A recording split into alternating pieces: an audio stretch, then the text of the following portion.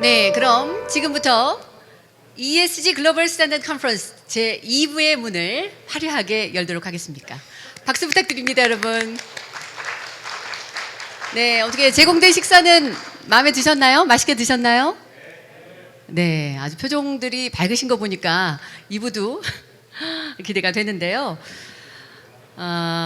자, 2부에는 제가 앞서도 말씀드린 것처럼 오늘 준비된 컨퍼런스 내용이 모두 다 하이라이트입니다만 지금 준비된 내용이 가장 또 그 중요성을 우리가 부각시키고 있는 부분이죠. 스콥 3의 측정 및 관리 방법 그리고 공급망 관리에 대한 발표가 준비되어 있습니다. 자, 하나하나 놓치지 마시고 끝까지 이 시간 함께 해주시기 바라고요. 다시 또 통역 멘트 드려야 되나요? 2부 때 또 처음 이 자리에 참석하신 분들을 위해서 한 번 더 안내해 드리겠습니다. 본 행사는 참석자분들의 원활한 컨퍼런스 청취를 위해 동시 통역 서비스가 제공됩니다. 동시 통역 서비스가 필요하신 분들은 접수 데스크에서 이미 리시버 받으셨죠? 국문은 1번, 영문은 2번으로 설정하셔서 이용해 주시면 편리하시겠습니다. 자, 사용이 끝난 리시버는 제가 여러 번 안내를 드렸는데요. 반드시 접수 데스크에 반납을 부탁드리겠습니다. 네, 원활한 행사의 진행을 위해서 소지하고 계신 전자기기나 휴대전화는 모두 진동 또는 무음으로 변경을 부탁드리겠습니다. So please switch all your electric devices or mobile phones to vibrate or silent mode for the smooth operation of the event. 네, 이번 행사는요, CDP한국위원회가 주최하고 한국회계학회와 BDO성현회계법인이 주관하는 컨퍼런스입니다. 다가오는 ESG 글로벌 흐름과 이에 대한 대응 방안을 토론하고 금융기관과 기업의 ESG 관리 및 대응을 위한 트렌드를 알아보기 위해서 준비된 자리인데요. 제가 어찌 보면 아까도 이제 말씀드렸지만 대한민국 제1호 ESG 전문 MC라고 소개를 해드렸고 오늘 이 자리가 제 개인적으로 보면 ESG MC로서의 첫 설레는 무대가 되는데 이 자리에 함께하신 여러분 모두가 저에게는 정말 소중한 인연이라고 생각을 합니다.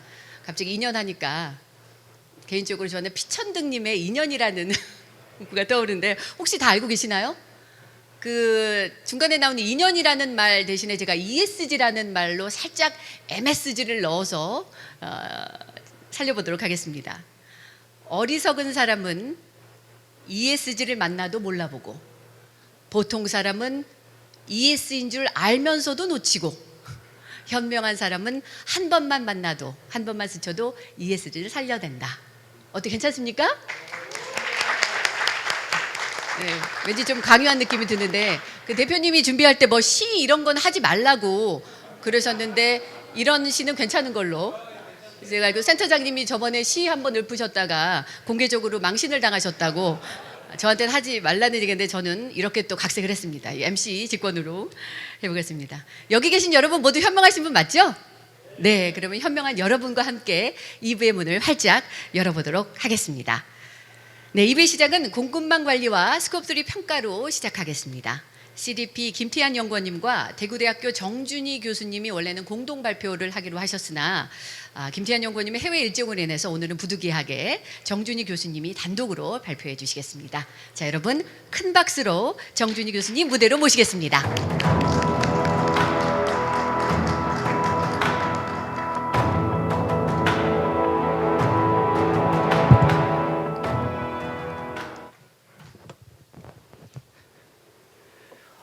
예, 또 뵙게 됐습니다. 예, 저는 이제 요 파트는 본래 이제 김태환 연구원님께서 발표를 하셔야 됐는데, 예, 부득이하게 제가 발표를 맡게 됐습니다. 제가 전문성이 조금 떨어지더라도 여러분들의 양해 말씀 부탁드리겠습니다. 자, 그럼 발표를 시작하도록 하겠습니다. 예. 제가 발표할 주제는 공급망 관리와 스콥3 현황이 되겠습니다. 여러분들도 잘 아시다시피 2022년 12월 말에 이제 유럽에서 공급망 실사법이 채택이 되고 그리고 나서 올해 유럽에서 의결될 예정에 있습니다. 이유는 기업의 공급망 전반의 인권, 환경, 거버넌스에 대해서 이제 이를 의무화하는 법을 법제화시키려고 하고 있습니다. 이후의 핵심 가치인 지속가능성 구현을 위해 기업이 공급망을 통해 인권 및 환경에 미치는 영향을 실사화하라, 이걸 의무화하고 있습니다. 본 법안은 고용 인원 및 대출 관련 기준을 충족하는 영내외 기업에게 전 공급망에 걸쳐 인권, 환경, 거버넌스 관련한 부정적인 영향을 식별하도록 법제화시키는 걸 의무화하고 있습니다.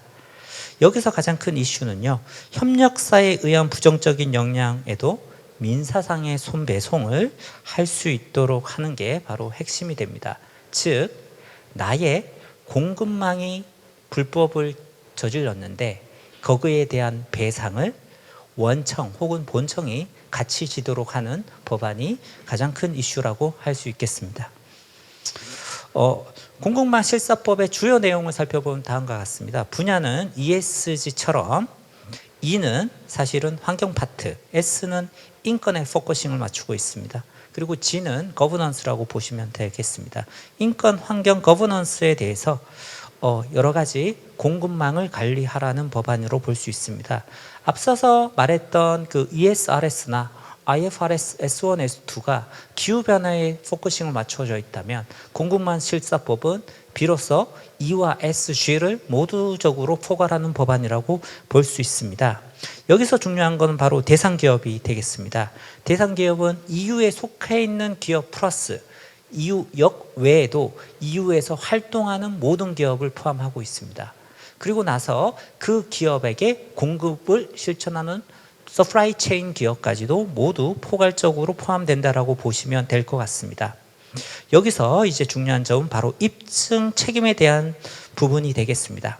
인권 침해 및 환경 훼손의 피해자가 기업의 의무 법안을 입증하지 않고 기업이며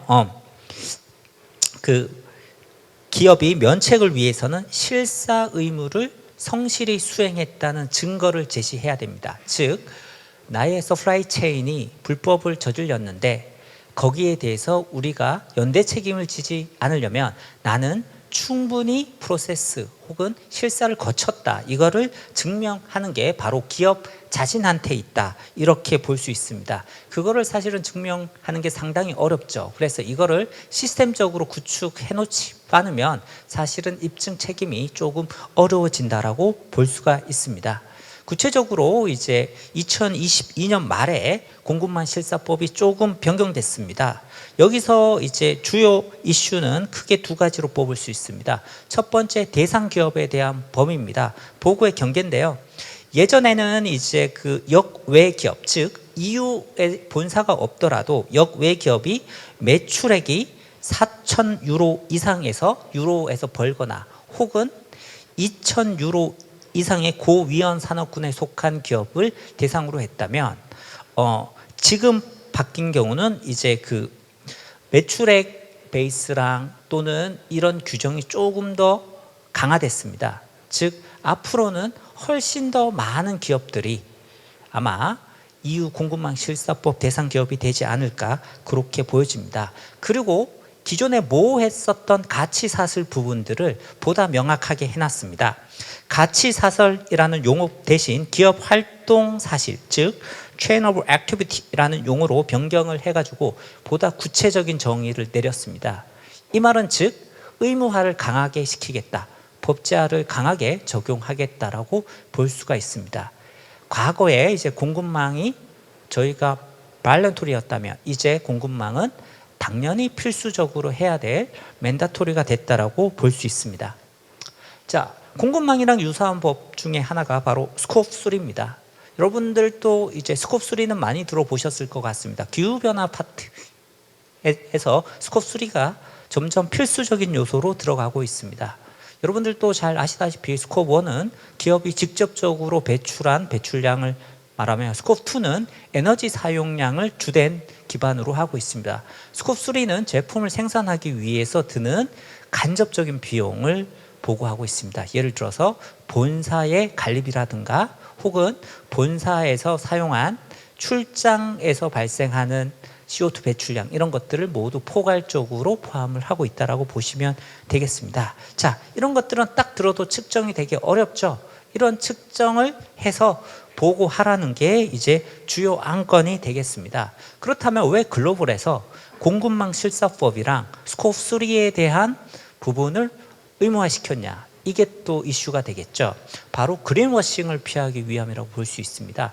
만약에 공급망 실사가 없고 스콥 3가 없다면 내가 여기에 대상 기업이라면 나의 나쁜 활동들 혹은 ESG에 위배되는 활동들을 하청 또는 관계사한테 전부 다 전가시킬 수 있습니다. 그러면 나는 겉으로는 ESG를 잘하는 것처럼 보이지만 사실은 전 세계 지구 환경적으로 혹은 지구의 사회 가치적으로 나쁜 활동을 하면서 이득을 취할 수 있다는 거죠. 그래서 공급망 실사가 없다면 혹은 스콥 3가 없다면 더 이상 ESG는 ESG가 아니라는 소리가 지금 나오고 있습니다. 그래서 이 법안들은 혹은 이런 규정들은 앞으로 지속적으로 좀 더 강화될 거라고 사료되고 있습니다.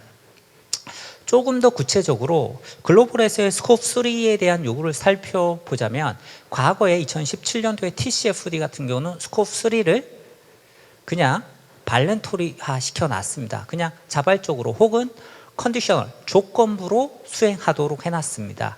그런데 이제 점차적으로 스콥 3에 대한 측정 기술이 발달되면서 2021년, 2년 들어서는 의무화되고 있습니다. 한국도 2025년부터 IFRS S1, S2가 도입될 예정에 있습니다. 그럼 그때부터는 저희도 스콥 3를 필수적으로 전 산업, 전 직군 모두 도입해야 된 상황에 직면하게 됐습니다. 그래도 다행인 것은 한국은 IFRS S2에서 요구하는 스콥 3가 CSRD의 ESRS에서 요구하는 것보다 좀 더 괜찮다는데, 좀 더 수준이 낮다는데 그래도 그나마 위안을 삼고 있죠. 그렇지만 IFRS의 목표는 궁극적으로는 ESRS 수준으로 스콥 3를 끌어올리겠다는 데 있습니다. 지금처럼 상당히 복잡한 기준으로 ESRS에서는 스콥 3를 요구하고 있습니다. 이거는 비단 IFRS랑 CSRD만의 문제는 아닙니다. 미국의 SEC Climate Change New 룰에서도 역시나 스콥 3에 대한 요구를 점점 강화시키고 있습니다. 원래 태초에는 산업별로 혹은 조건별로 스콥 3를 요구를 했는데 미국도 여기에 대한 심각성을 인지해가지고 이제 산업 전반으로 확대시키려고 하는 움직임을 보이고 있습니다. 저희가 사실 조금 주목해야 될 부분이 이제 IFRS S1, S2 파트겠죠. IFRS S2에서는 역시 스콥에 대한 1, 2 플러스 스콥 3도 요구를 하고 있습니다. 그런데 이런 것들은 사실은 국내 기업한테 너무 부담이 된다라고 해가지고 금융비랑 또는 한국회계기준원에서 이런 것들을 완화시켜 달라고 IFRS 재단, 즉 ISSB에 요구를 했습니다. 그래서 국내에서는 스콥 3를 좀 완화시켜 줘라는 의견을 냈는데요. 거기에 대한 의견이 올 2월에 나왔습니다. 아니, 오히려 스콥 3를 더 강화시킬 거야 라고 ISSB에서는 발표했습니다. 그래서 이제 더 이상 스콥 3는 피해갈 수가 없습니다. 아까 제가 말씀드린 바와 같이 이게 레몬으로 이제 오게 되는 거죠. 이때 그렇지만 너희가 원하는 준비가 덜 됐어라는 걸 보여주기 위해서는 우리가 만약에 너희가 IFRS S2를 도입한다면 1년 동안은 스콥 3에 대한 유예 기간을 줄게 라고 약간의 절충안을 제시했죠. 그리고 나서 이제 너희가 만약에 이게 외감에 들어가거나 감사를 받게 된다면은 감사인의 리스크가 너무 크니까 세이프 하버 조항을 발동시켜 줄게. 그래서 어쨌든 너희의 위험성을 최대한 낮춰줄 테니까 무조건적으로 스콥 3는 공시해라 라고 합의를 했습니다. 그래서 여러분들은 좋든 싫든 이제 스콥 3를 해야 하는 입장으로 왔습니다. 그래서 이제 크게 말씀드리고 싶은 거는 공급망이랑 스콥 3는 이제 경영의 필수적인 요건으로 당연히 해야 될 위치에 들어섰다라고 볼 수가 있습니다. 이때 이제 ISSB에서 스콥 3를 측정할 때 여러 가지 이슈가 있었는데요. 그들이 가장 걱정했던 게 바로 데이터 퀄리티의 문제입니다. 이 데이터 퀄리티를 어떻게 확보할 수 있을까? 이 데이터 퀄리티가 확보돼야지만 그 스콥 3의 유용성이 생겨날 걸로 보고 있습니다. 그래서 이런 데이터 퀄리티를 확보할 수 있는 방안을 오늘 컨퍼런스에서 여러분들이 뒤에서 배워갔으면 좋을 것 같습니다. 자, 다시 이제 국내 공급망 관리 및 스콥 3 현황을 한번 살펴보도록 하겠습니다. 이거는 지난 대한상공회의소에서 조사한 결과인데요. 국내 기업들이 이후에 공급망 실사라든가 이후에 글로벌 ESG 규제에 대응할 수 있을까라고 봤더니 자기들은 대응이 미흡하다. 대부분 그렇게 말을 했고요. 그리고 이런 대응 미흡에 따라서 계약이 파기되거나 혹은 여러 가지 불이익이 있을 것 같냐라는 대답에 50%가 넘는 기업들이 불이익이 있다고 지금 말을 하고 있습니다. 그만큼 유럽에 수출하는 기업들 혹은 유럽의 서플라이 체인을 가진 기업들은 큰 위기감을 느끼고 있다라고 볼 수가 있습니다. 특히나 그들은 이런 거에 대응을 할 때 뭘 해야 될지 모른다는 게 가장 큰 두려움이라고 말을 하고 있습니다. 조금 더 구체적으로 보면요. ESG 경영 실천에 있어서 어려운 상황을 물어봤습니다. 저는 당연히 비용이 처음으로 나올 줄 알았는데 비용은 사실은 22%밖에 안 됩니다. 가장 비중이 높은 게요. 40% 넘는 기업이 바로 인력 부족을 꼽았습니다. 인력 부족이란 말은 사실은 뭘 해야 될지 모른다는 말입니다. 어떤 인력을 채용해야 될지 혹은 어떻게 대응해야 될지 그걸 아는 사람이 없으니까 인력 부족이라는 말로 다 체크를 한 것 같습니다. 그래서 이런 것들을 해결하기 위해서는 사실은 ESG, 저희 회계 시스템처럼 ESG 시스템을 구축하는 게 바람직하지 않을까 그렇게 보여집니다. 그리고 국가에서 바라보자면 ESG 경영을 위해 필요한 정책을 봤었을 때 궁극적으로는 이제 국가에서 바라는 게 명확한 가이드라인을 주고 그 다음에 비용을 좀 보존해달라 이런 일반적인 말씀들을 하고 있습니다. 다음 파트로 이제 스코프 3 파트를 보면요. 한국에서 2021년도 지속가능 보고서 발간한 기업을 대상으로 전수조사를 해봤습니다. 스코프 1, 2, 3를 어느 정도 기업들이 커버하고 있는지 봤더니 스코프 1, 2는 90% 이상의 기업들이 보고를 하고 있습니다. 사실은 상당히 잘하고 있습니다. 이거는 환경부 온실가스 배출 관리 시스템에 따라서 아직 여전히 이제 기업들이 잘하고 있다고 볼 수 있습니다. 근데 스코프 3를 보고하는 기업은 38%밖에 안 됩니다. 그만큼 커버리지가 낮죠. 아직 많은 기업들이 준비를 못하고 있습니다. 혹자는 야 그래도 38%면 많이 하고 있지 않냐 이렇게 말할 수도 있을 것 같습니다. 그런데 국내 지속가능 보고서를 이 당시에 발간한 기업이 200개입니다. 상장사가 2,000개 중에 200개가 발간했다면 발간한 기업은 사실 ESG 준비를 그나마 잘하고 있는 기업이라고 볼 수 있습니다. 잘하고 있는 10% 중에서 3% 조금 넘는 기업만 스코프 3를 준비하고 있다는 것은 사실상 국내 상장사 97%가 스코프 3에 대해서 관리를 못하고 있다. 이렇게 해석을 할 수가 있습니다. 이거는 비단 양적인 이슈 플러스 질적인 이슈에서도 문제가 되고 있습니다. 이게 그나마 이제 스코프 3 보고를 잘한 기업 중에 하나의 사례인데요. 스코프 3에서 요청하는 그 스코프 3 기준은 보통 이제 카테고리가 15개 정도 있는데 여기서는 지금 6개 정도 카테고리만 측정을 하고 있습니다. 이것도 정말 잘한 기업 중에 하나입니다. 그래서 저희는 지금 커버리지 측면도 그렇고 퀄리티 측면도 그렇고 여전히 스코프 3에 대해서는 갈 길이 멀다라고 보시면 될 것 같습니다. 그래서 다음과 같은 결론을 내릴 수가 있습니다. 지금 글로벌에서는 공급망 관리 및 스코프 3 측정이 이제 의무화가 됐습니다. 피할 길이 없습니다. 불과 1, 2년 남았다고 보시면 될 것 같습니다. 그렇지만 아직 국내 기업들은 여기에 대한 관리가 조금 부족한 측면이 있다고 보여집니다. 특히나 이제 거대 상장 기업 혹은 이제 유로에 수출하는 기업들은 그나마 좀 대응이 되는데 그 외 기업들은 여전히 미흡한 측면들이 있습니다. 그래서 이런 것들에 대해서 많은 기업들이 빠르게 준비해 나갈 필요성이 있다고 보여집니다. 이상 발표를 들어주셔서 감사합니다. 네, 레모네이드 정준희 교수님의 설명 잘 들었습니다. 이제 확실하게 기억할 것 같아요, 레모네이드 교수님. 국내 공급망 관리와 스콥 3의 현황에 대해서 아주 잘 말씀해 주셨고요. 다음은 우리 이제 행사가 아무래도 국제 행사다 보니까 다양하게 연사분들을 만날 텐데요. 영상으로도 만나셨지만 지금은 이제 구글 미스로 실시간 온라인으로 한번 만나는 시간 갖도록 하겠습니다. 공급망 관리와 스콥 3 회계 및 보고에 대한 발표가 있겠는데요. 사우스폴, 싱가포르에서 연결이 되는 걸로 알고 있습니다. 싱가포르의 사우스폴 담당자를 온라인으로 한번 만나보도록 할까요? Hello? 네, 안녕하세요 여러분. 저는 사우스폴 스트럭처드 카본 딜 팀에서 리드를 맡고 있는 차화신이라고 합니다. 우선 이렇게 소중한 자리를 마련해 주신 비디오 코리아에게 감사드리고 저희 사우스폴 역시 비디오 코리아와 함께 일하게 돼서 영광으로 생각합니다. 본격적인 스콥 3 어카운팅 설명 전에 간략하게 저희 사우스폴 소개를 한국말로 드리기 위해 오늘 제가 이 자리에 참석을 했습니다. 일단 저희 사우스폴은 16년의 경력을 가진 토탈 인바이오멘털 서비스 프로바이더라고 보시면 되고요.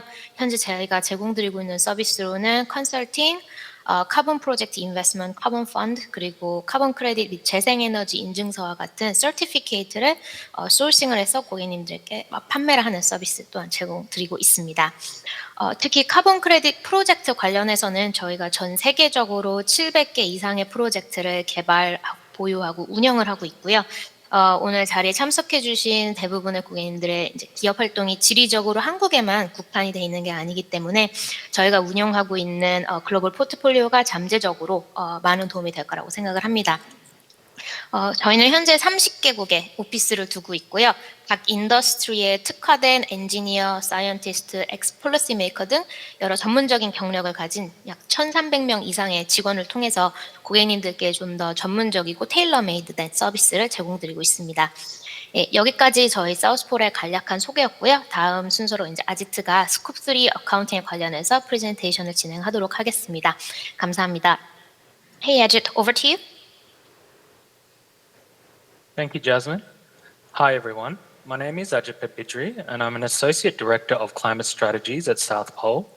I help lead our environmental impact accounting practice in the Asia-Pacific region.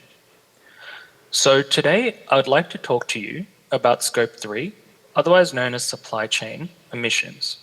Specifically, I'd like to cover the importance of a company calculating their Scope 3 emissions and how a company can overcome some of the many challenges of Scope 3 emissions accounting. So if we go to the next slide, I'd firstly like to bring the picture of the climate challenge forward. We know that this is a global issue, and the urgency of the climate challenge requires that global greenhouse gas emissions must be limited to 1.5 degrees Celsius in order to minimize the worst impacts of climate change.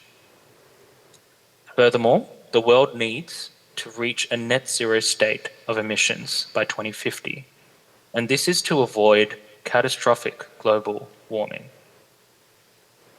As we can see in the bottom right-hand corner of this slide, the emissions per capita of the top 13 GDP economies of the world, including Korea, are increasing.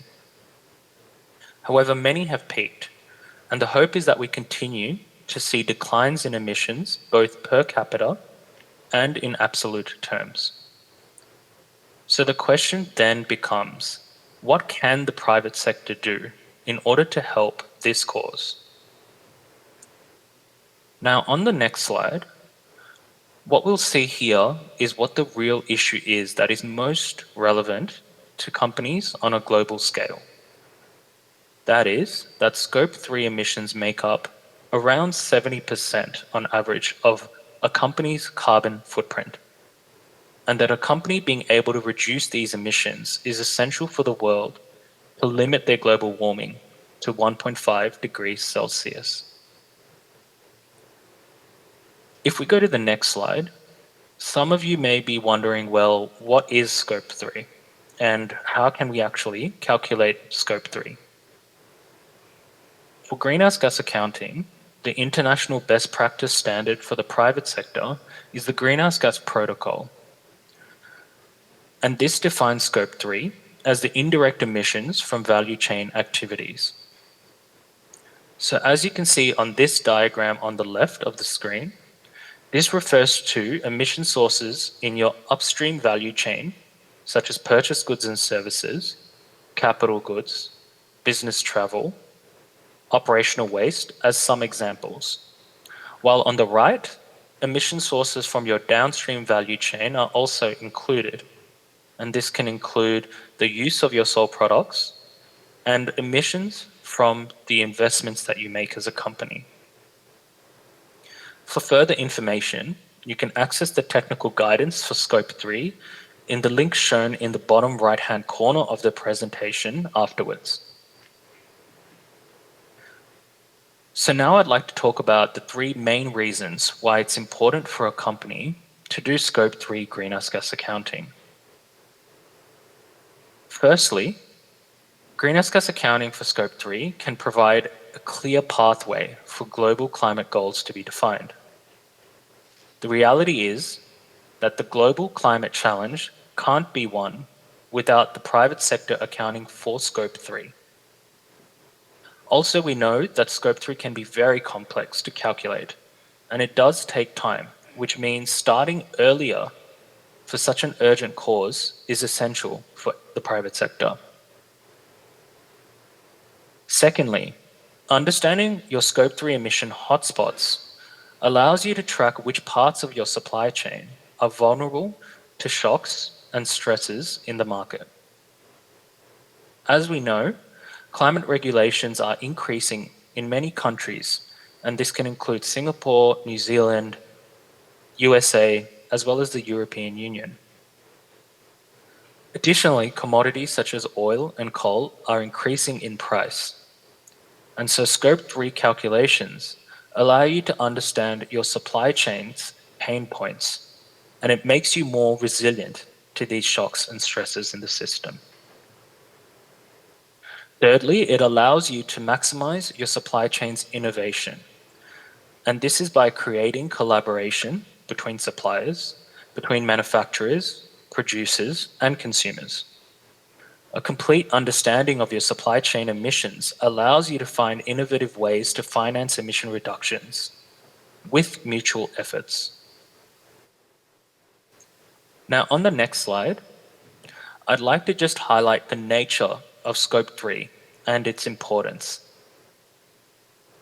Can we go to the next slide? Yep, thank you.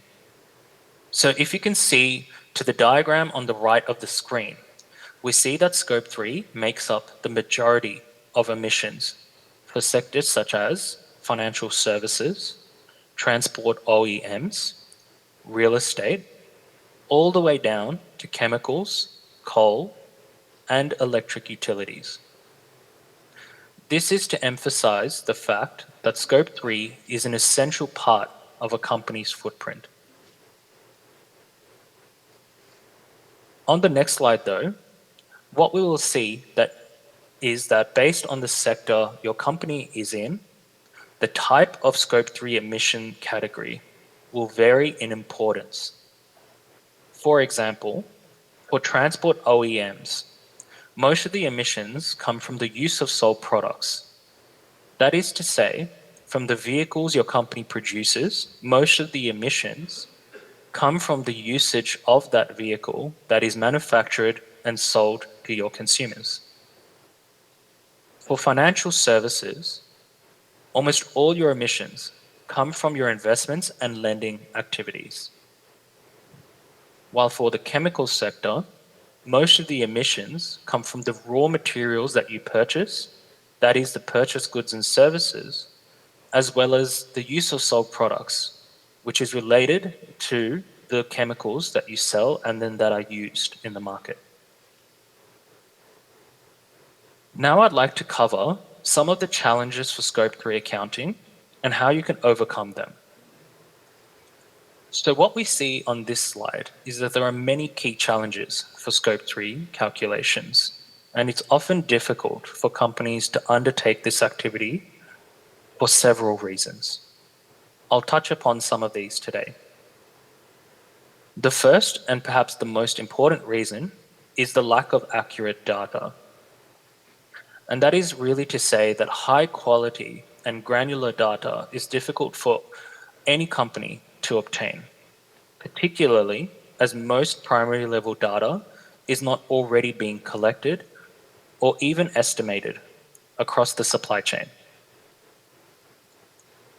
The second challenge I'd like to talk about is a resource-intensive exercise.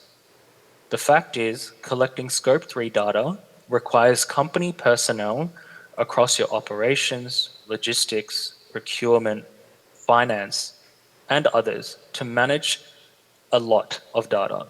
And this alignment can be quite difficult for companies to undertake. The measurement gap. For this challenge, we understand that most suppliers do not measure their emissions, and those who do may not be obligated to share their data due to confidentiality, assurance concerns, or contractual arrangements. Fifthly, supply chain volatility. So changing business structures and supply chain partners can make Scope 3 difficult to track. And this can raise concerns for companies on how companies can stay quick and agile in responding to these changes in their supply chain and therefore the changes in their Scope 3 footprinting. And finally, the executive buy-in and managing expectations. Executive buy-in can be challenging as calculating and disclosing Scope 3 may result in increased consumer and investor expectations to reduce the emissions that you calculate. Now, if we go to the next slide, what I'd like to do is provide some insight here on some of the potential solutions your company can implement in order to overcome some of these challenges. So if we look at the lack of accurate data, Scope 3 challenge, one solution is that your company can map your potential data sources within your organization during your first year of assessment and identify the material emission categories for which your company needs to improve granularity. You can develop a plan for improving granularity while using valid estimations for your emissions based on industry research as a temporary measure. For the resource-intensive exercise challenge, your company should focus your resources on collecting more granular primary data on material emission categories, while utilizing estimation for some of your smaller emission sources.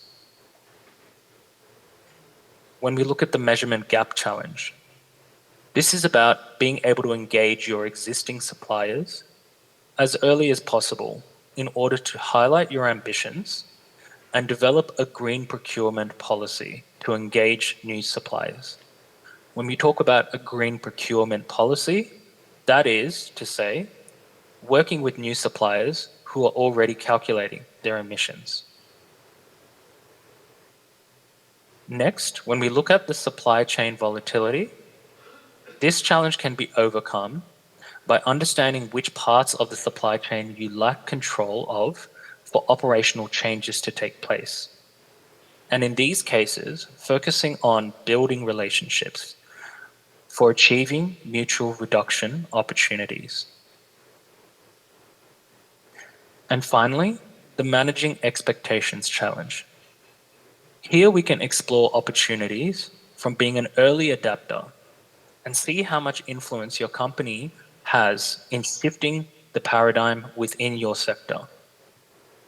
Prepare for increased expectations by highlighting your climate ambitions as a company first.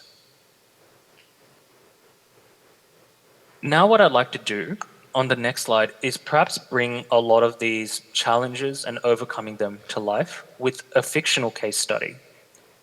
And so in this fictional case study, we've come up with a semiconductor manufacturer in South Korea known as KPOH. Now KPOH is based in Seoul and is seeking to reach a net zero ambition by 2050. However, KPOH is quite young and is quite new to their climate journey. And so they first need to measure their Scope 3 emissions as part of their ambition. If we go to the top left corner of the slide, we have more details about KPOH's operations. They have 3 factories across Seoul, Ulsan, and Gwangyang, where they manufacture semiconductors for domestic delivery and international exports across China, India, ASEAN, EU, and the United States. KPOH sources most of its raw material from China, Vietnam, and Thailand, with some intermediary manufacturing services delivered in Germany and France. Now, being a semiconductor manufacturer, most of their emissions will primarily come from Scope 1 and 2. So KPOH is naturally concerned about executive buy-in, that is, managing expectations from their executives, and accounting for their emissions downstream from the use of their semiconductors. So if we go to the next slide, what I'd like to do is go through a step-by-step understanding of how we can overcome these challenges across the process of Scope 3 greenhouse gas accounting. So the top row indicates the process of greenhouse gas accounting for Scope 3 that KPOH does, and along the way highlights the solutions that they come up with in order to overcome the challenges listed in the row below. So, by identifying pressures from downstream consumers and manufacturers in their supply chain, KPOH was able to get the executive buy-in that they needed. They were able to highlight that even though Scope 3 is less important for them as a company, it's very important for their downstream consumers as well as the manufacturers who use their semiconductors. When we look at define the scope, so this is the 01 box, KPOH created a dedicated team within their company who could act as a point of contact. This was for sourcing data, while suppliers were also informed about this process. And this helped them overcome the challenge of the work being a resource-intensive exercise, as well as the measurement gap with their suppliers. When we look at the next step in box 02, collecting their data through a materiality and gap analysis, KPOH collected primary data from key emission sources using estimates to cover smaller emission categories. And this helped them overcome the challenge of a lack of accurate data. In box 03, the next step, which was to calculate their emissions, KPOH extrapolated emissions from key suppliers to include all their raw materials while building an integrated system internally to track their emissions on an annual basis. Now, this helped them also overcome the measurement gap with suppliers, but it also made them more resilient in their supply chain volatility challenge and helped them overcome this challenge as well. And finally, in box 04, emissions were reported by KPOH using the Greenhouse Gas Protocol and the ISSB requirements as a basis. KPOH went a step further and they aligned their reporting with their other competitors in South Korea. And this helped them overcome the challenge of an uncommon methodology for reporting in the market. Now that's the end of my presentation. I'd like to thank you all for having me and hope the rest of your conference goes well. Thank you, everybody. Thank you. Thank you, Ajit. That was a pretty informative and helpful presentation. So would you like to say bye to the Korean audience here? Oh, he's gone already. Is he? Are you still there? All right, he left. Yes, I'm here. Oh, yeah. Okay, thank you once I'm again. All right. Bye-bye. Have a great one. No worries. Thank you very much, everyone. 네. 정말 몰입도가 좋았습니다. 싱가포르에서 아짓 파드비드리의 발표 함께 하셨습니다. 뭐 중간 사례 보니까 한국의 반도체 제조 공정이 사례로 나왔더라고요. 아주 인상적이었고요. 무엇보다 스콥 3의 중요성과 그리고 회계 및 보고의 극복 방안에 대해서 아주 잘 말씀해 주신 것 같습니다. 자, 다음 세션은요. 글로벌 선진 기업들은 공급망 관리를 어떻게 하고 있는지 그에 대해서 이제 발표를 들어보도록 하겠습니다. 세션 1에 이어서 ESG Book CEO 데니얼 클라이어를 한 번 더 앞으로 모시도록 하겠습니다. 여러분 큰 박수로 환영해 주시기 바랍니다. Right, we have Mr. Daniel Clier from ESG Book CEO once again.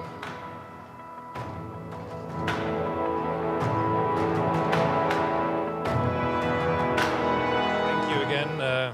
Nice to be back. As I promised, I want to spend a few minutes on the supply chain issue, and I will also demo you the platform to go a little bit deeper into this. We just heard supply chains are the big focus when you look at scope emissions or emissions calculations, because in our view 90% sits in the supply chain, but more than that. So if you have a look, why do I think and why do most people believe you should worry about your supply chain?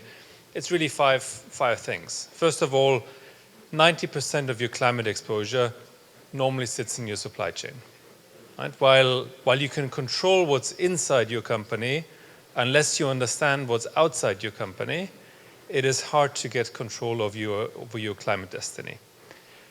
The second thing is regulators understand that the largest companies are the points of pressure because they have the influence over the rest of the supply chain. Right? So regulators in Europe, in the US, increasingly here, go to the topco knowing that the topco influences the rest. Third, consumers don't care. If there's a problem with your brand, consumers don't care whether it happens in your own factory or in your supply chain. In the end, it's the brand that has the reputation. Fourth, investors look more and more at the total responsibility of a company, whether it's owned or outsourced. And finally, technology now makes it possible. Right? Technology enables a much more integrated view of a total supply chain versus ever before. And we're talking a lot about regulation in this room, but regulation sadly is a major, major driver of this. And so I wanted to unpack the regulation picture again a little bit when it comes to supply chains. We already spoke a lot today about ISSB and CSRD. I will not do this again. Obviously, supply chains always play into this. Second, there's more and more supply chain specific laws coming out. The two most recent ones are the European rule on supply chain due diligence. So companies in Europe, as we just heard, will be required to run comprehensive supply chain due diligence tests, and that's not just on emissions, it's across the entire E and S spectrum, predominantly E and S. Germany just came out with a specific law, very similar to the EU, very focused on modern slavery, on human rights. And that links to the third box. Many companies and many countries have issued new laws to focus on the modern slavery, human rights, child labor aspect. The UK was one of the first countries with the Modern Slavery Act. Japan has one, Australia has one. Several other countries are looking at the human rights element, which again for a company means you need to have full transparency. We just spoke about climate.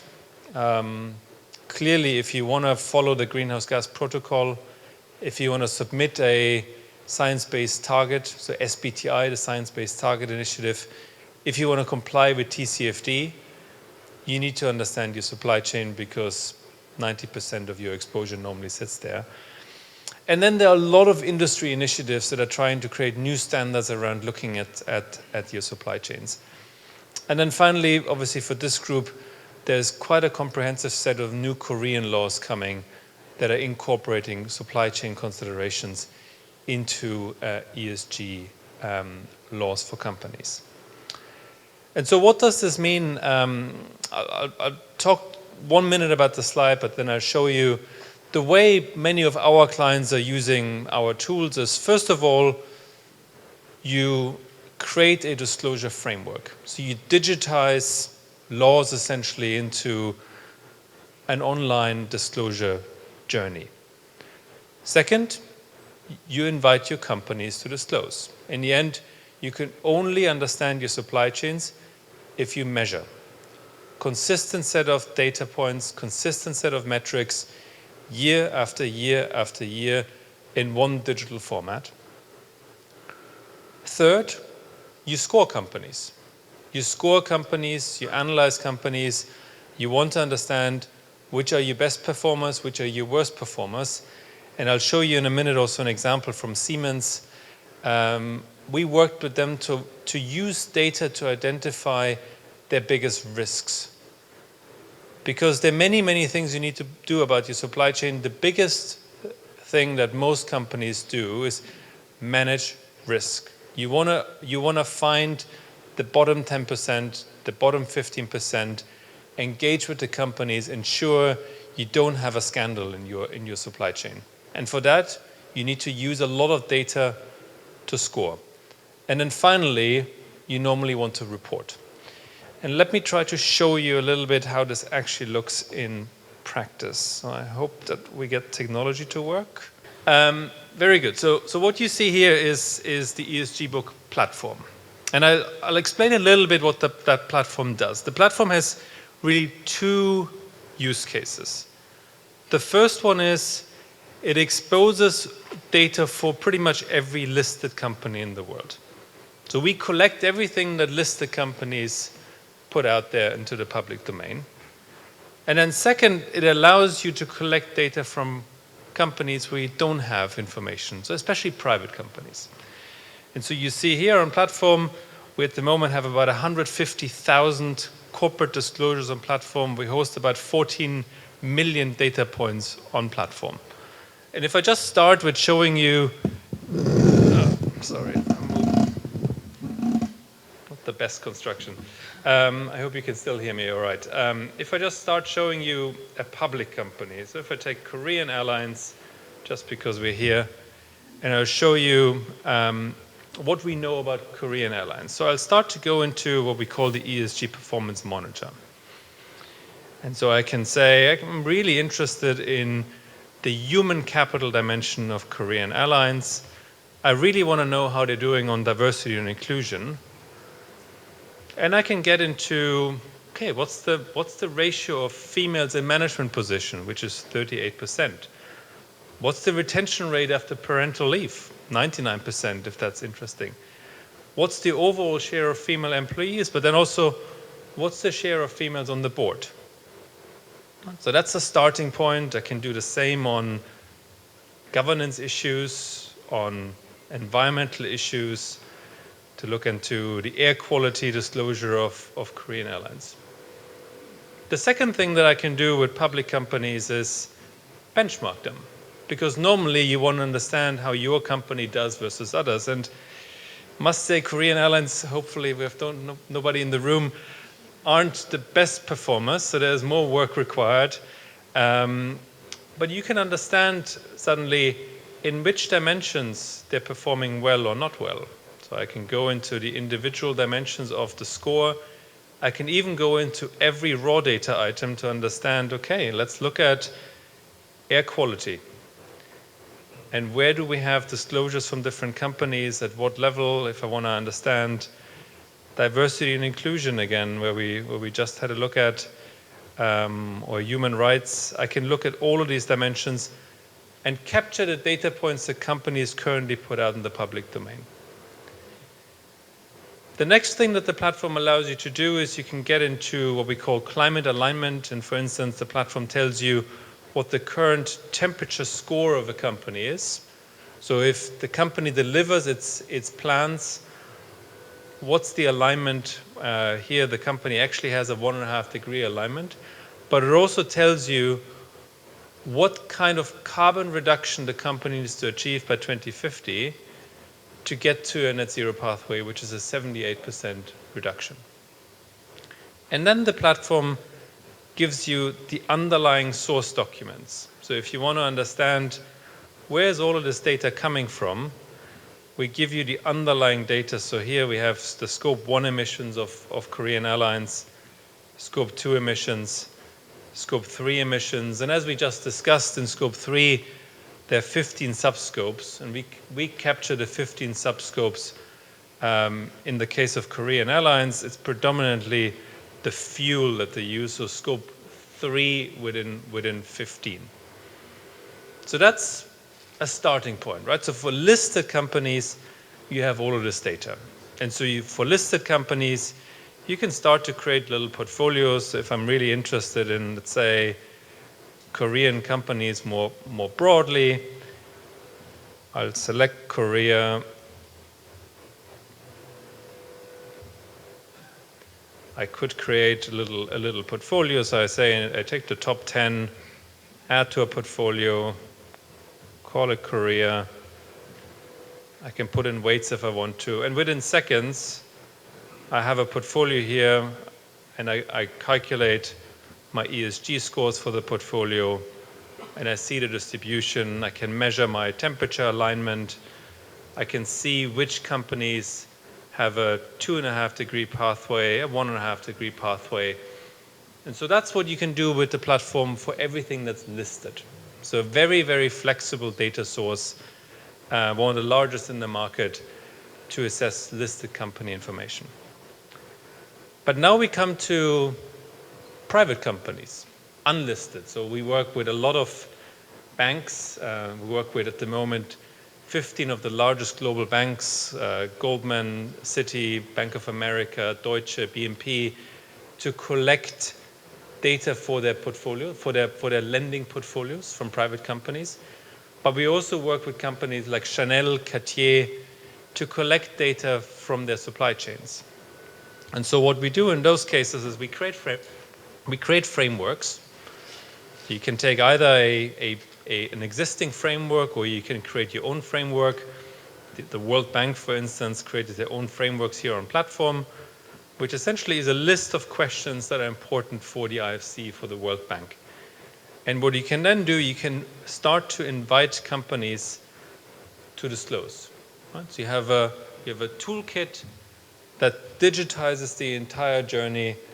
You invite companies, they fill out the information, it comes back to you, and you have essentially a fully digitized data journey where companies and the investor or the other side of the supply chain stay in constant contact. And the beauty with this is, as a company, I can share this with multiple different investors. I can share it with many different parties of my supply chain. And I have digitized a disclosure journey that at the moment, for most companies, sits in Excel spreadsheets, in PowerPoints, in emails. The next thing we're currently working on, we're working with companies like SAP, Workiva, to actually do the full data integration into the source systems in a company, because a lot of the data that we are asking for essentially already exists. Two more things I wanted to show you. One, I mentioned that we have, together with BDO, we have codified a Korean law framework. So essentially we went through with BDO all the major requirements that are sitting in different Korean laws and have codified those. So those will be frameworks that are available on platform. And the other thing I wanted to show you, which I think will be very interesting for many of you, but also many of your colleagues, there's a lot of confusion around different regulatory standards. And so what we have put on platform is a database of, in total, 2,500 regulatory standards and more than 1,000 indicators. And so if you're interested in all different Korean laws, you can either search by country, you can search by geography, by type, or just by the word. And we give you all existing mandatory and voluntary laws that are issued by Korea or any other nation, that apply to different parties. And you can then search, are you really interested in elements that touch carbon emissions? And you come to the one standard that applies. Or are you interested in topics around supply chain, energy efficiency? It essentially is one of the richest global databases to codify different legal frameworks. So a fairly rich data set. So think about it as one of the largest data sets for public companies, but then more importantly for the supply chain exercise, a way to invite your supply chain to provide the right data to you, and you can essentially use then this platform as a tool to manage portfolios, manage exposures, score different companies, and identify issues that you have across your supply chain. And most importantly, you will realize that in many, many organizations, this topic is now moving from often the sustainability team, often even the communications team, into the office of the CFO. Once the CFO takes hold of ESG data, it needs to get the next rigor. That's why also the partnership with BDO is so important, because suddenly this becomes your next set of data points. You have your financial data points and your non-financial data points, and this is a platform that allows you to pull that all together. I mentioned a few case studies. So one case study I think that's particularly interesting is Siemens. Some of you have followed. Siemens was under a lot of criticism for human rights violations in both their supply chain, but also in their customer portfolio. So as Siemens, they build a lot of infrastructure, often in emerging markets. And so they obviously wanted to find the way to assess the risk that they're running in their supply chain and the risk that they're running in their customer portfolio. They wanted to do this by using large amounts of data. And so what we've built for them on our platform is two things. First of all, a tool to collect data across their supply chain, but second, to enrich it with news data. Because news data often is the most powerful source to identify problems. And so we use AI, we read about 30,000 news sources every day to identify where in the supply chain do you have possible corruption issues, possible human rights violations. And data never replaces the human interaction, but it allows you to filter very, very large amounts of corporate connections down to the 5 to 10 where you need to do real due diligence. A few more examples. We worked for Germany's largest automotive manufacturer, Volkswagen. We helped them build a cockpit of ESG data of all of their existing operations and their supply chains into one dashboard that the CFO can use to actually monitor performance. We worked with one of the very, very large drinks companies. They went through, a Belgian company, they went through a very, very large set of mergers and acquisitions. And they wanted to find a way to use a platform to pull ESG data together across all the companies that they acquired. So it's like a supply chain. It's a whole collection of businesses that weren't on the same platform, and we used our platform. And then the last example that I think is really, really interesting, so we just started work with it's called the Global Watch and Jewelry Initiative. It brings together Cartier, Chanel, Gucci, and another 200 jewelry and watch brands. And they have obviously a very, very peculiar challenge. They have very significant expectations from their customer groups that they behave as leaders, but a lot of their product comes out of mines in countries with very inconsistent, let's call it, human rights standards. And so what we're building with them is essentially, again, a platform that allows you to monitor very, very significant numbers of suppliers, allows you to collect data from them, but also, again, use news information to identify possible problems. Because if you're Cartier, the worst thing that can happen to you is a news article that there is child labor in one of your mines in South Africa. And so you need to use data, technology, artificial intelligence to read very significant amounts of information and put that together into one scoring mechanism. And the scoring mechanism essentially is your way of identifying possible bad apples. So just a few examples. I do think supply chains is one of the most pressing issues. Here in Korea, you have both situations that you have very, very large global brands that own very large supply chains, and many of you will be in supply chains of big European and US companies.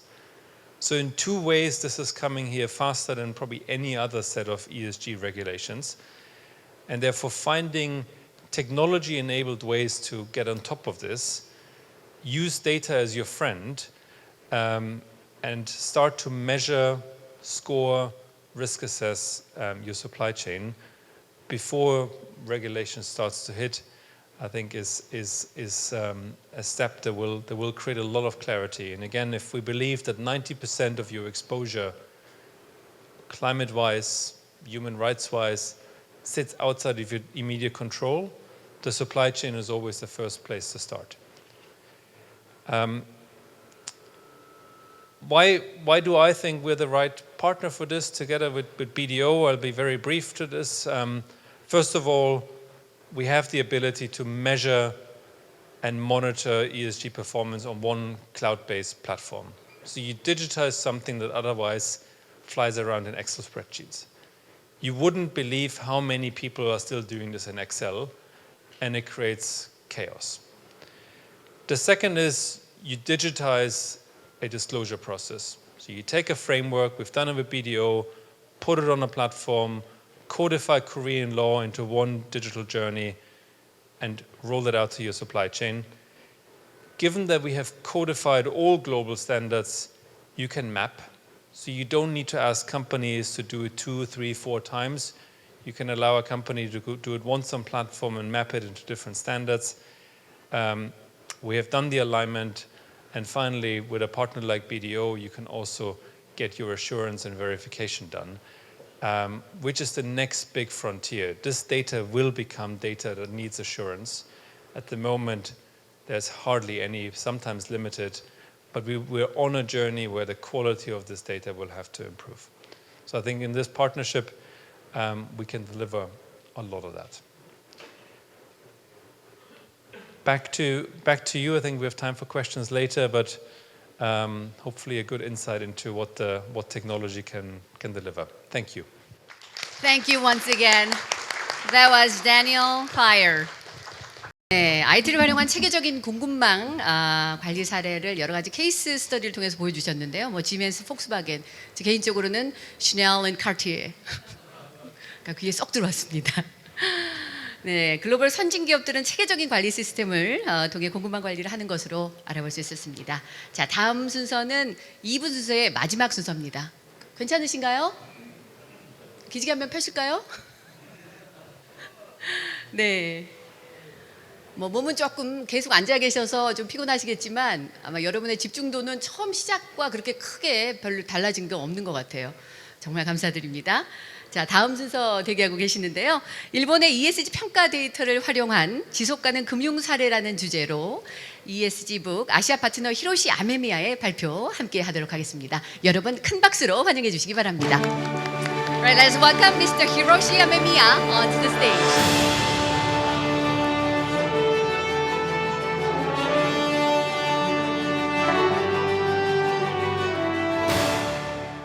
Thank you very much for having me here today.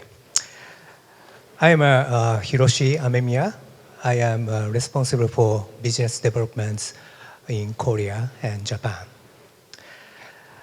My daughter loves BTS, and my son loves Twice, and my wife and I love watching Ai no Fujichaku. It's an unintentional landing of love I don't know how to say in Korean, but it was a very good drama. And more than that, my wife and I pleased to know that leading actors got married. It's a kind of non-fiction became a reality. It's a good story, and I loved watching a drama. Anyway, before making my presentation, I'd like to say one thing. 1 year ago, Jacob or BDO contacted us that they are interested in ESG platform, and then they would like to know more about the ESG Book platform. And then since then, we have been communicating with BDO Korea, Jacob, Robert, and Johan, and we developed the ideas, and then we reached agreement, partnership agreement in the fall last year. And then 6 months from the partnership was agreed in place. Then Daniel and I were here to introduce ESG Book company and the ESG Book platform. Thank you very much for the our collaboration, and then we believe our collaboration successful, and we contribute to the healthy development of sustainable business and sustainable finance in Korea together. So now let's start my presentation. My presentation consists of 3 points. First point is that the general use cases of the Japanese organizations using ESG information. And then actual use cases of our clients using ESG book data. And then finally, I'd like to touch on the ESG book platform use cases, but the ESG book platform use cases already Daniel introduced. So I just briefly touch on. So here you see the pension fund use cases. So generally the pension fund in Japan don't make a direct investment, only just a liquidity investment or asset management they do. But majority of the assets they have are managed by outside managers. I'm not sure exactly what pension funds in Korea doing in the same way or a different way, but in Japan, they hire outside managers and then they watch or monitor the assets, underlying assets in its portfolio. So their responsibility is that to more like a risk management, how underlying assets are doing in terms of course, financially and also non-financially. So pension funds use our data or other ESG data providers' data to monitor and watch how the underlying assets, corporate issuers, bond issuers are doing in terms of sustainability. And so in order to check the sustainability, they use scores or ratings, and also they check the underlying raw data. And then the advanced pension funds, like public pension funds and so on, they want to check whether companies doing some greenwashing. So those advanced pension funds use ESG news analysis to check whether they do some any greenwashing activities or not. And then insurance company use case. So insurance company also similar to pension funds.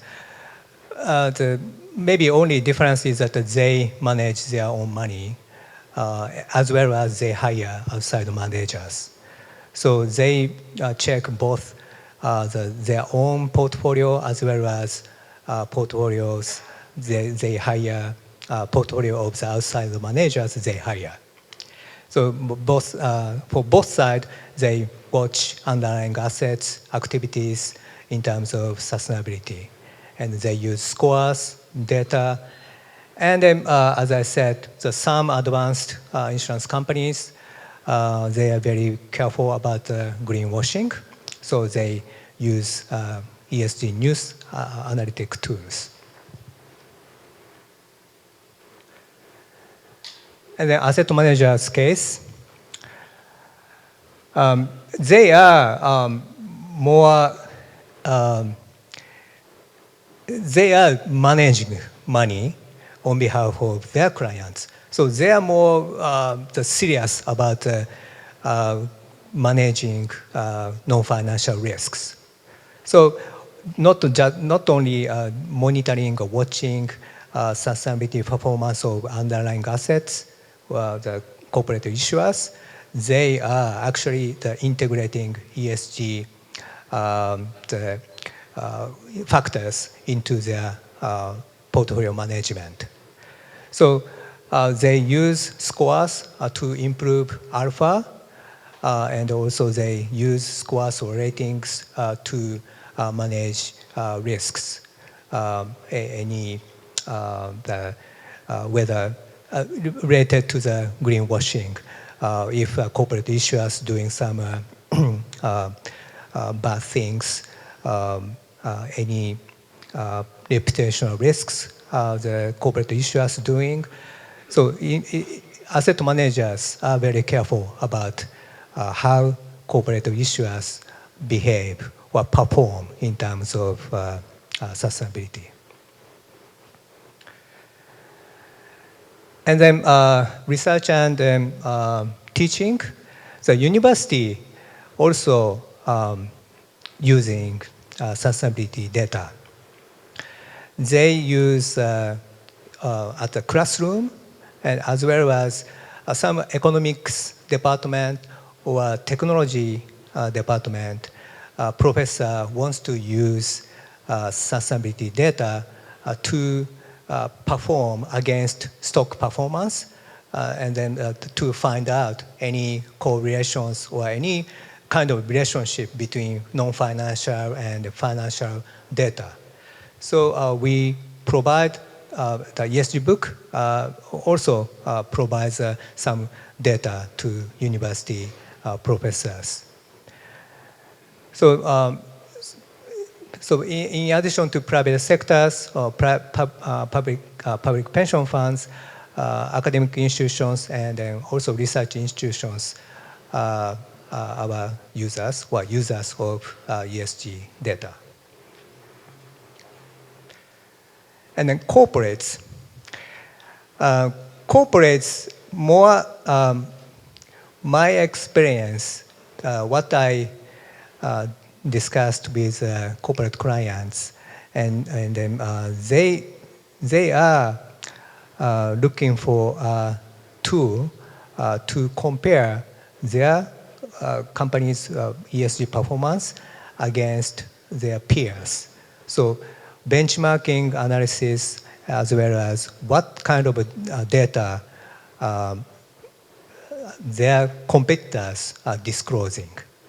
So they want to know more about competitors, how competitors doing for the sustainability disclosure, and also they want to compare how they perform against themselves.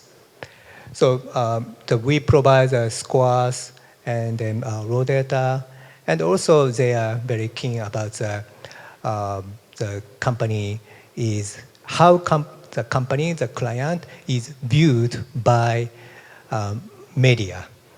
So it is related to the greenwashing things. The companies very much care about how they are viewed by media, and then if they treat that as a featured as the company doing some greenwashing activities, their name will be on the front page of the national newspaper. So they are very keen about monitoring and then checking the media news, whether their company's name is on the media. So that's a general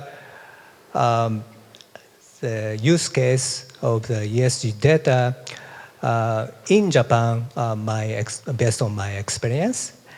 And then the second part is that the actual use case which we have in Japan. Quick Corporation, do you know Nikkei Financial Group has its own data service subsidiary, and in Japan, Quick is kind of a competitor to the Bloomberg, as well as Quick offering some corporate consulting service. So they are competitors to the management consultants. And we are working with Quick on two business sides. One is that we provide score data, and then Quick display our scores on their terminal. So Quick terminal users can check our scores, the top scores of the companies on the terminal.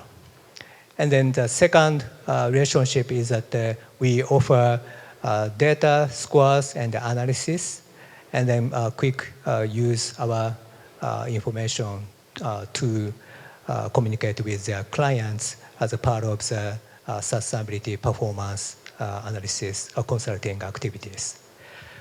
So, and then the Quick has a good relationship with a financial service agency, and then they commissioned to provide a research paper for the FSA, Financial Service Agency, and then in the research paper, they use our scores in it. So our scores will be appeared on the asset management case study research report on the FSA.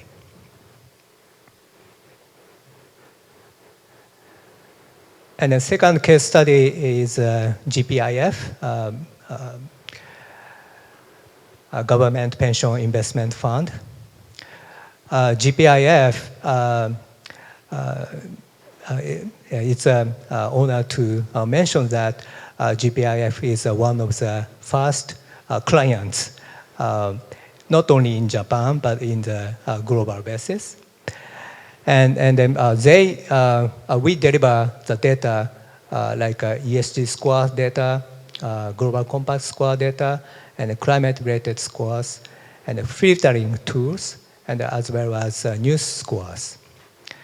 And then they use our scores to produce some research analysis in a ESG report. There is a ESG report, annual report.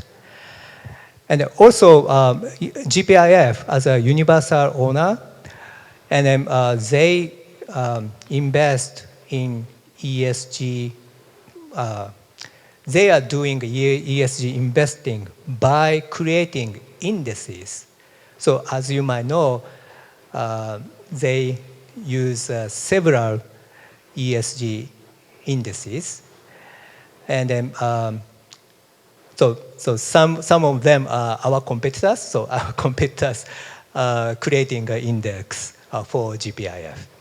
But the GPIF, from GPIF point of view, they need to evaluate the underlying issuers, underlying corporate issuers in the index, apart from the index providers' rating. So index provides rating if scores A, but this A is provided by index provider. So they want to check the same company from the different viewpoint. So they use our data and the others' data to check whether this company in the index performs well or not. So they use our scores and data to check corporate issuers in the index.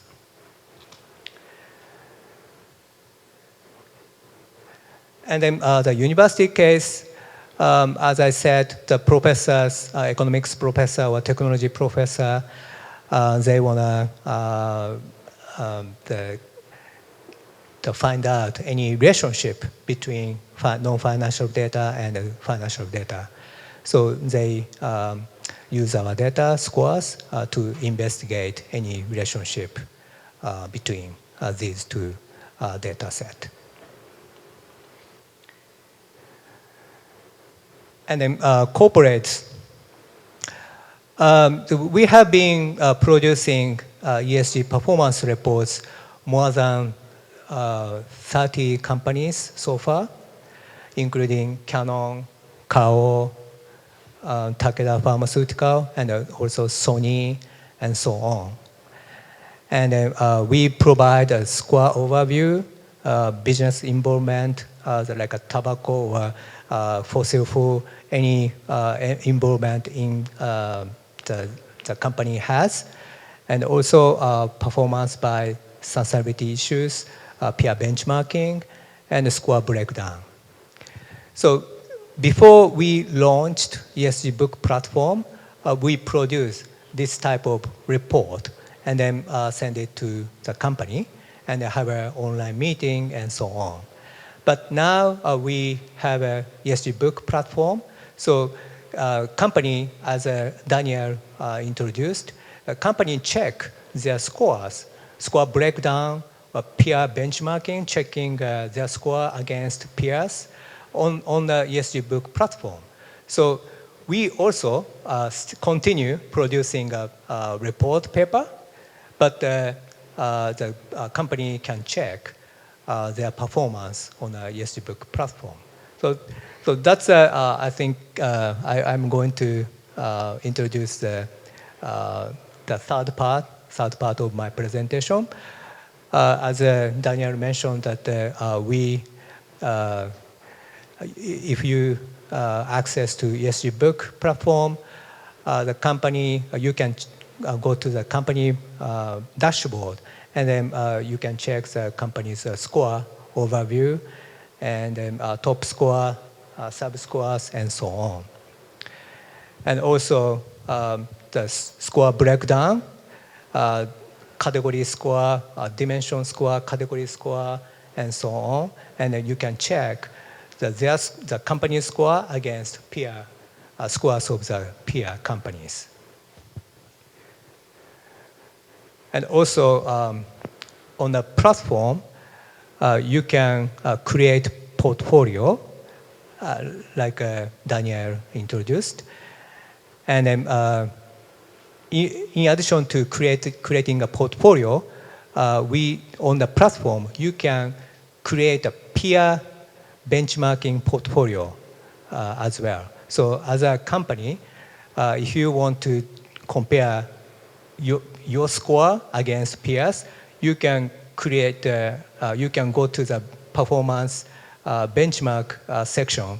And then initially, ESG Book provides 20 peer companies, but you can change your companies which you can compare. So right now, our ESG Book platform has many functions, and you can work with. And in addition to producing a research paper, we have the ESG Book platform available for you to work with. Yes, this raw data, as Daniel mentioned, that you can check raw data by of your company as well as the competitors, and then score comparison. Yes, so lastly, I'd like to say that our current project, we are currently working on index development for the Nomura and other investment banks in Japan. And as well, also we are working on raw data collections of borrowers of financial institutions like SMBC or MUFG. So in Japan, we are doing developing a relationship with business corporates as well as financial institutions. And we hope to work with BDO to contribute to the success in the South Korean market. Thank you very much. That was Mr. Hiroshi Ame미야. Thank you very much. 네, 일본의 ESG 평가 데이터를 활용한 지속 가능 금융 사례에 대해서 함께 하셨습니다. 자, 한숨 삼키고 다음 순서는 이제 벌써 컨퍼런스의 마지막 발표자의 순서입니다. 이어서 금융기관이 기후전환을 주도할 수 있는 방법을 주제로 자, 역시 또 영상으로 만나보실 텐데요. 아라베스크 AI 파트너 가브리엘 카라조르지오가 여러분을 기다리고 있습니다. 영상으로 만나보실까요? I am honored to be sharing with you today how we at Arabesque AI support institutional investors in their journey towards a net zero economy. My name is Gabriel Karadgeorgiou and I am a partner and head of client solutions at Arabesque. Arabesque AI has developed a technology platform called Ether. Ether empowers portfolio managers to understand the sustainability performance of their portfolios and create and manage completely bespoke new strategies at scale with the click of a button. We empower asset owners to gain control of the matters they care the most, and we help wealth managers to service the next generation of investors keen to invest in alignment with their values. Climate change is no longer debatable. During the last years, global average temperatures have been rising at an alarming pace. There is scientific consensus on the importance of keeping global temperature rise well below 2 degrees Celsius versus pre-industrial levels before the end of the century. Time is running out, but there is still hope if proper action is taken in a collaborative manner. Realizing that, governments, regulators, investors, and consumers have come together to motivate more sustainable corporate behaviors, demand more transparency, and enforce accountability. And this is the real power of capital. Capital allocation decisions can influence and change corporate behavior. As of today, countries representing approximately 80% of the world's GDP have set net zero targets. Further, we have already started witnessing a shift towards investments incorporating sustainability criteria. And importantly, we have seen exponential growth in investments seeking to facilitate the transition towards a greener economy. In fact, global annual investment in the energy transition has exceeded the $1 trillion mark, which is great, but still not sufficient to meet our goals. Looking into more details on actions taken by asset owners, the UN Net Zero Asset Owner Alliance was launched in 2019 during the UN Climate Change Summit. The alliance, now counting 67 members, representing more than $15 trillion of assets, is committed to tackling global warming and reducing the carbon emissions of their investment portfolios to net zero by 2050. Importantly, the members of the alliance have set intermediate targets, including CO2 reduction for 2025 and 2030 of about 30% and 50% respectively.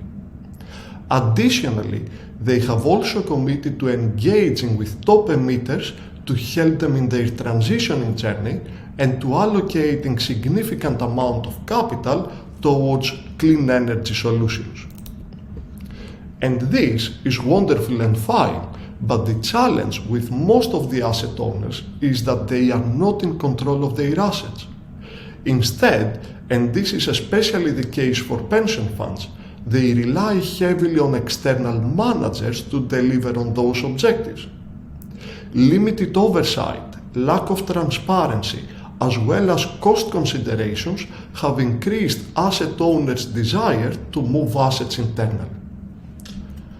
At Arabesque AI and through our technology platform, we work together with asset owners to co-create bespoke investment strategies tailored to their needs. Through our platform, we can construct within minutes strategies that provide exposures to the countries and sectors the investors want, deliver on their financial objectives like tracking error budgets against specific benchmarks, and of course incorporate the sustainability and impact objectives they have, like climate action, by utilizing data from our sister company ESG Book.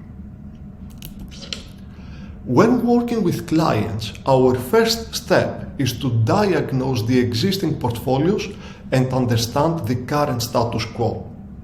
Then, under the operating assumption of the existence of an efficient impact frontier, suggesting that it is achievable to have a portfolio delivering similar financial performance but with significant improvement on environmental characteristics, we work together with the client to transition the existing portfolio. At the same time, we provide full transparency on the steps followed to create the portfolio and identify companies that would be the ideal candidates for the investor to engage with. During the diagnostic stage, the process is as simple as uploading on the platform the portfolio of interest. Within minutes, we can provide an in-depth analysis of how the portfolio performs against ESG dimensions, the United Nations Global Compact's principles of human rights, labor rights, environment and corruption, and various impact metrics such as net zero alignment and greenhouse gas emissions. Now that we know where we stand and knowing where we want to go, we can develop a strategic plan to transition the portfolio. During every step of the process, we assess the implications of our decisions against financial and sustainability impacts. The first step in our net zero journey is to develop a strategy that aims to reduce the weighted average carbon intensity of the portfolio. A step further would be to ensure that the portfolio only holds companies that operate in alignment with a net zero pathway. The third step is to develop a strategy specifically targeting to allocate capital towards companies that not only mitigate climate risks, but provide climate solutions. Through our platform, not only we can construct these strategies via a few clicks, but we can also analyze the back-tested performance of those strategies within minutes. Importantly, we provide full analytics on both financial and sustainability metrics. In the case of the strategies I mentioned earlier, and specifically on the reduction of carbon intensity and net zero alignment, we see that they outperform the conventional benchmark by around 1.5% per annum since 2015, but importantly, they improve on the carbon characteristics of the portfolio by around 80%. At the same time, both strategies hold almost half of their positions in companies that are in alignment with a 1.5-degree scenario. In the case of climate solutions, the investment towards companies facilitating the transition needs to triple for the rest of this decade and keep increasing till 2050. The environmental returns of such strategies would be significant, but most likely so will the financial returns be. It is important for me to emphasize that the platform provides full transparency on all fronts. As an example, users can see portfolio holdings at any point of time and have access to in-depth financial and sustainability information at the company level. This is extremely helpful for investors as it provides the necessary transparency and ease to identify companies whose operations and products are not at par and could benefit from constructive investor engagement. I want to take a few more minutes to demonstrate how the front end of our platform looks like and how quick and easy it is for us to create and test new strategies. To build a new strategy, we go through 3-4 different steps. First, we construct an eligible universe of stocks. Then, we set our financial and sustainability objectives. And finally, we decide whether we want to use our proprietary alpha source derived from our AI engine. When it comes to universe construction, we can choose our geographical focus either by region or by country, and it is super easy for us to include or exclude specific countries. Similarly, we can do the same with sector exposures, having the ability to focus on or exclude specific industries. We can also focus on specific segments of the market and choose between all market caps, large, mid, or small caps. Of course, we can also account for the size of the portfolio by introducing minimum daily trading volume thresholds. Lastly, we can exclude companies based on their revenue activities. For example, we can exclude companies that generate more than 5% of their revenue from activities such as fossil fuels, thermal coal, or tobacco. Next, we set our financial objectives. Our starting point is setting a benchmark and a tracking error budget against it. This is critical as given the systematic nature of our approach, we do not want to be taking significant active bets and deviate from the market. We aim to take advantage of the tracking error budget through the rest of the constraints and our alpha signal. We can set more objectives such as minimum and maximum stock weights, potential income targets, and of course, factor exposures we may wish to have. Which brings us to the sustainability preferences step. We provide different levels and layers of sustainability integration utilizing the data and analytics from our sister company ESG Book.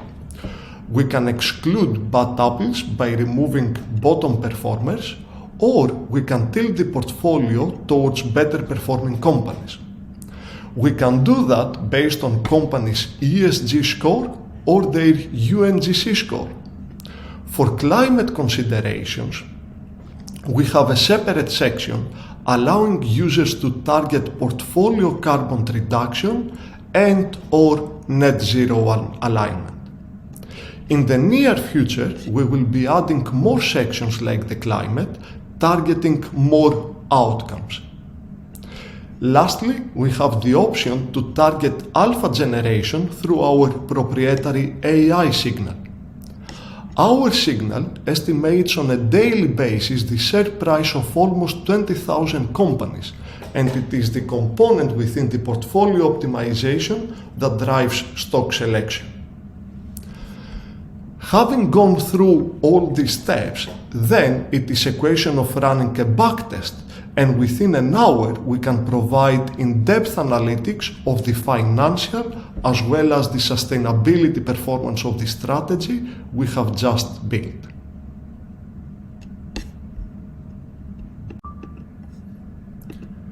We built Ether, our technology platform, to empower investors align their portfolios with their sustainability objectives without compromising on financial performance. Through big data, AI technology, and scalable infrastructure, we can create thematic strategies targeting sustainability outcomes such as clean energy, diversity, circular economy, and many more to contribute towards a more sustainable model of capitalism. I am deeply sorry for not being able to be in person with you today. Thank you for your time and your attention. 가브리엘 카라조르지오의 발표 내용에서 자주 등장했던 단어가 sustainability죠. 지속 가능한 미래, 여러분의 손에 달려 있는 게 아닌가라는 생각을 해봅니다. 자, 금융기관은 기후전환을 주도하기 위한 방편으로 지속 가능한 투자 포트폴리오를 구성해야 하는 것으로 보인다라는 내용이었고요. 아라베스크 AI가 금융기관의 기후전환을 주도하는 하나의 방편이 될 수 있을까라는 생각을 해봅니다. 자, 이어서 다음 세션으로 넘어가기 전에 2부 요약 시간을 갖도록 하겠습니다. 1부에도 우리가 요약 시간을 했더니 참 좋았다라는 그런 의견이 많으셨습니다. 자, 2부 좌장이신 개명대학교 손혁 교수님께서 수고해 주시겠습니다. 여러분 큰 박수로 환영해 주시기 바랍니다.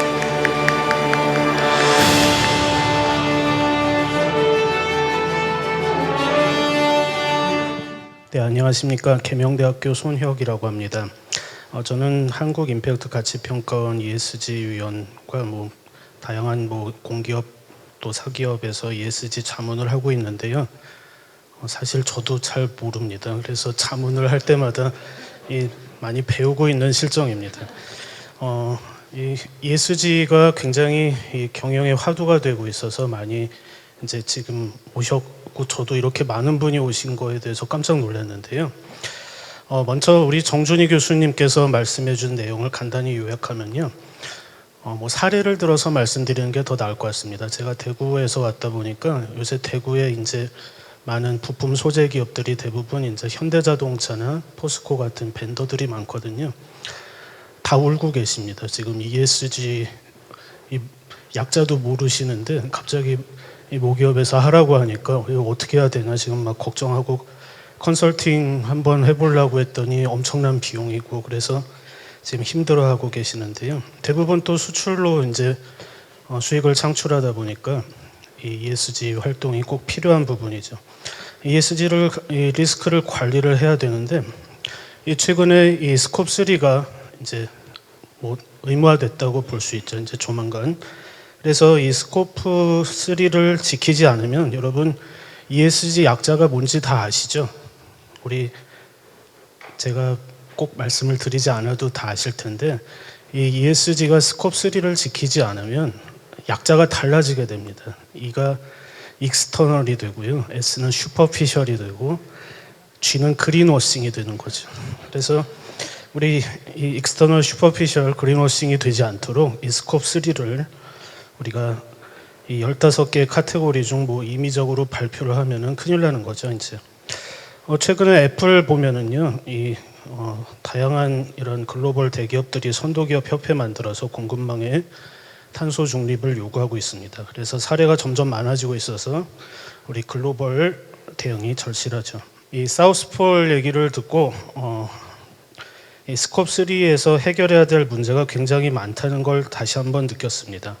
그런데 우리 이 스콥 3가 이 데이터의 정교한 수집이라든지 이 국제 표준 연계라든지 다양한 업무들이 수행해야 되는데요. 이런 솔루션을 다 가지고 있을 수 있고요. 또 이 스콥 3가 어떻게 보면은 우리가 이 스콥 3를 가지고 이노베이션을 할 수 있다는 점이 굉장히 인상적이었습니다. 그래서 솔루션이 있다는 걸 기억하시고요. 공급망 이노베이션을 함께 수행할 수 있다는 것을 기억하시면 될 것 같습니다. 저는 그리고 ESG 이 북의 데이터에 대해서 깜짝 놀랐는데요. 이렇게 많은 데이터가 있는지 몰랐습니다. 저도 오늘 가서 당장 검색을 해서 앞으로 연구에도 활용을 해야 될 것 같고 굉장히 이런 데이터들을 언제 다 수집해서 대한항공 그러면 다양한 이슈들도 다 알고 있다는 얘기인데 놀랐습니다. 그래서 이런 하나의 IT 시스템을 활용해서 ESG 데이터를 수집하고 이제 공급망 기업들이 보고서를 2중, 3중으로 작성하지 않고 비용을 절감할 수 있다는 점에서 우리가 벤치마킹할 부분이 있는 것 같습니다. 또 일본 연기금이 우리 퀵 사례들을 가지고 얘기를 해주셨는데요. 이 투자에 적극적으로 활용하는 것에 대해서 굉장히 돋보였고요. 우리나라 저도 국민연금 평가를 가봤는데 ESG 평가를 가봤는데 이 펀드사나 자산 운용사들이 꼭 이 ESG 데이터들을 잘 이용해서 벤치마킹을 해야 될 필요가 있습니다. 특히 ESG 점수 모니터링을 하고 이 투자 배제 기준을 둬서 개별 금융사가 ESG 투자 여부를 결정할 수 있다는 점이 굉장히 인상적이었고요. 그다음에 마지막으로 아라베스크 AI 사례를 보고 깜짝 놀랐습니다. 저도 ESG 투자 전문가가 될 수 있을 것 같더라고요. 이렇게 몇 개 버튼만 클릭해서 우리가 ESG에 따른 이 포트폴리오를 다시 짜고요. 앞으로 이런 피투자 회사의 의사결정에 적극적으로 참여하는 등 경영 참여를 할 수 있을 뿐만 아니라 다양한 임팩트 투자 펀드를 개발할 수 있다는 점이 인상적이었습니다. 자, 그래서 지금 오늘 이렇게 결국 제가 느낀 것 중에 하나는 ESG가 상당히 이게 뭔가 우리가 흐름을 따라가는 것뿐만 아니라 이 선도적으로 앞서갈 수 있는 어떤 위기가 아닌 기회가 될 수 있다고 생각하고요. 이 리스크를 관리하는데 여러분들이 앞으로 이런 ESG 데이터베이스들을 이용해서 ESG를 구축하고 활용하는 데 많은 도움이 되실 거라고 기대합니다. 이상입니다. 네, 아주 짧고 임팩트 있는 요약 정리 감사합니다. 자, 이제 섹션의 마무리 시간입니다. 오늘 좀 특별하게 저희가 준비를 했는데요. 아마 이렇게 모든 세션을 함께 하시면서 분명히 궁금증이 많으실 거고 여러 가지 마음속에 질문들이 있으실 걸로 사료가 됩니다. 그래서 오늘 특별히 오늘 발표를 해주신 연사님들을 무대 위로 모시고요. 간단히 Q&A 세션을 가져보도록 하겠습니다. 제가 호명해드리는 연사님들은 모두 무대 앞으로 나와주시기 바랍니다. 자, ESG Book CEO 다니엘 클라이어님, please come up to the stage for a little Q&A session. 그 다음에 ESG Book 아시아 파트너이신 히로시 아메미아님, also please come up. Thank you. 그다음에 서비스의 전략 파트너 제이크 드레브치님 무대 위로 올라주시면 감사하겠습니다. 자, 그리고 한국 대표로 정준희 교수님 또 모시겠습니다. 네, 저희가 지금 하려고 하는 Q&A 세션은 특별히 사전에 올려주신 질문들 중에서 아주 핵심적인 내용만 골라서 질문지를 완성을 했고요. 자, 제가 지금 질문지를 아주 따끈따끈합니다. 행사 종료 5분 전에 받아가지고 그래서 제가 질문을 드리고 답변은 아마 리시버를 통해서 편하게 받으시면 될 것 같습니다. 열기가 대단하세요. 아직도 보면은 여러분의 그 초롱한 눈빛이 저기 끝에 계신 분까지도 제가 지금 보이거든요. 자, 제가 여러분들의 목소리가 되어서 대신 질문을 올려드리겠습니다. Okay, we have several questions lined up for you, so let me just go by one, all right? So first question goes to Daniel. Are you ready? 첫 번째 질문이 가장 핵심적인가요? ESG 보고에 대한 검증은 어떻게 이루어지는지에 대한 질문이에요. So how will the information in the ESG report be verified? Verified. Oh, it's verified? Yeah. Yes. So I think it's a very, very important question. All of the information that we collect, we do a number of things. First of all, we use a combination of humans and machines to collect the data. That means we use AI, machine learning technologies to find the data, but every data point in the end is verified by an analyst, a trained analyst with our team in Delhi.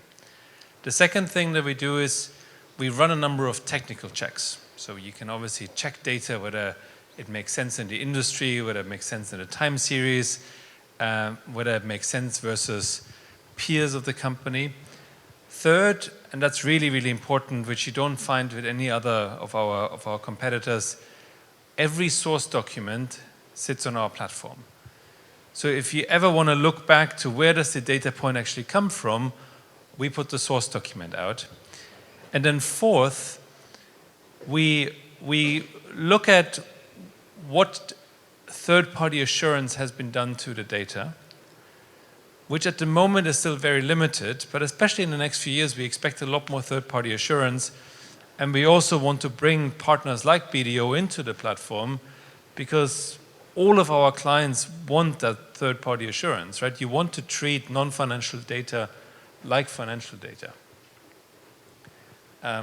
So I think at the moment we provide structure, we provide human oversight, we provide source documents, and then the fourth piece is the third-party assurance, which we expect to hit ESG much more. All right, thank you. All right, so next question is for Hiroshi. So I just don't want anybody to feel kind of left out here. So the second question. 한국말, 일본, 영어 왔다 갔다 하려니까 정신이 없네요. 일본의 사례를 소개하셨는데요. 실제로 ESG 기준 투자가 기존 전통적인 투자보다 수익률이 좋은지에 대한 질문이 올라왔습니다. As such an example with Japan, these ESG investment methods actually deliver better financial performance than those already existing investment methods? Thank you. I think investment managers or asset managers consider it differently. So general investment strategy and ESG investing strategy. So I don't think they mix them together. I think asset managers, at least in Japan, asset managers categorize the several strategies, and one is the general active investing strategy, passive, and ESG investing. So, yeah, of course, some in some market environment, ESG investing performs better than active or passive investment styles, or growth or the value strategies, but sometimes don't. But I don't think asset managers combine together and then rank which strategy or which style is better than the other.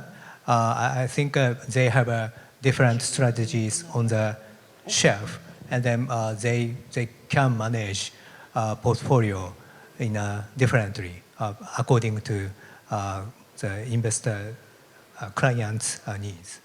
Thank you very much for your detail. Do you mind if I add to this? Yes. I think in Europe and the US, I think we've almost moved to the next level now. Most of the large asset managers and asset owners there are fully integrating ESG criteria into the investment process. And they're doing it for two reasons. They're doing it, one, to actually find companies that are better performing, because there is a correlation between ESG performance and financial performance in the long run. Because essentially a good ESG performer is a company that's better managed. And the second thing is you want to avoid significant risks.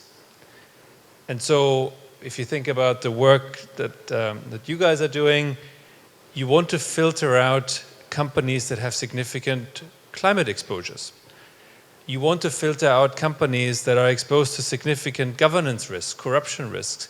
You want to filter out companies that expose you to human rights risk. And why do you do this? There's obviously a reputational element, but there's a very significant financial element, because normally share price reacts very significantly in a negative way to exposures like this. So I think the more advanced asset managers, asset owners are now fully integrating ESG into every decision-making process and treating it just as another information data point. And every study that I have seen shows there is a positive correlation between the two. All right, thank you. 예, Already? 제가 잠깐 보완 설명을 좀 하도록 하겠습니다. 이제 전통적으로 이제 ESG 투자가 이제 수익률이 좋냐 나쁘냐는 이제 믹스된 리절트를 보고하고 있습니다. 이 믹스된 리절트를 보고하는 이유가 사실은 기존의 ESG 평가 방법 때문에 그렇다고 보시면 됩니다. 예전에 2019년 이전까지는 ESG를 평가할 때 네거티브 스크린 방식을 많이 썼습니다. 네거티브 스크린 방식이라고 하면 이제 배팅이라든가 알코올이라든가 토바코에 투자하는 기업들은 이제 투자하지 않겠다, 이런 방식이 되거든요. 이런 거는 사실은 투자 방식이 편하죠. 편한데 포트폴리오에서 주요 기업들을 빼니까 사실은 포트폴리오 구성, 리스크 관리 측면에서는 좀 안 좋은 측면이 많습니다. 그래서 사실은 수익률이 더 낮거나 유의미한 차이가 없다라고 보고하고 있습니다. 근데 최근에 이제 그 코로나19 포스트부터 좀 바뀌었습니다. ESG 측정 기법이 바뀌면서 네거티브 스크린 방식보다는 이제 ESG 평가 기법을 사용하고 있습니다. 특히나 이제 사스비 평가를 이용해 가지고 하버드 세러핀 교수님이 하신 분석에 따르면 이제 그런 기법들을 잘 활용하면 오히려 초과 수익률을 얻을 수 있다. 즉 ESG 정보 자체가 사실은 정보 유용성이 크다, 이런 측면을 발견을 했습니다. 그래서 앞으로 ESG가 이제 맨다토리화되고 이러한 기준이 더 발달되면 앞으로 점점 더 정보 유용성이 더 커져서 아마 그런데 이제 주가 수익률이 ESG를 당연히 활용하는 게 당연하게 이제 그 사용될 거라고 그렇게 보여집니다. Right, thank you. As you might have expected, Jake, the next question is for you. 물리적 위험과 전환 위험을 모두 AI 툴로 측정할 수 있는지에 대한 질문이 들어왔네요. Is it possible to measure both physical risks and transition risk using AI tools?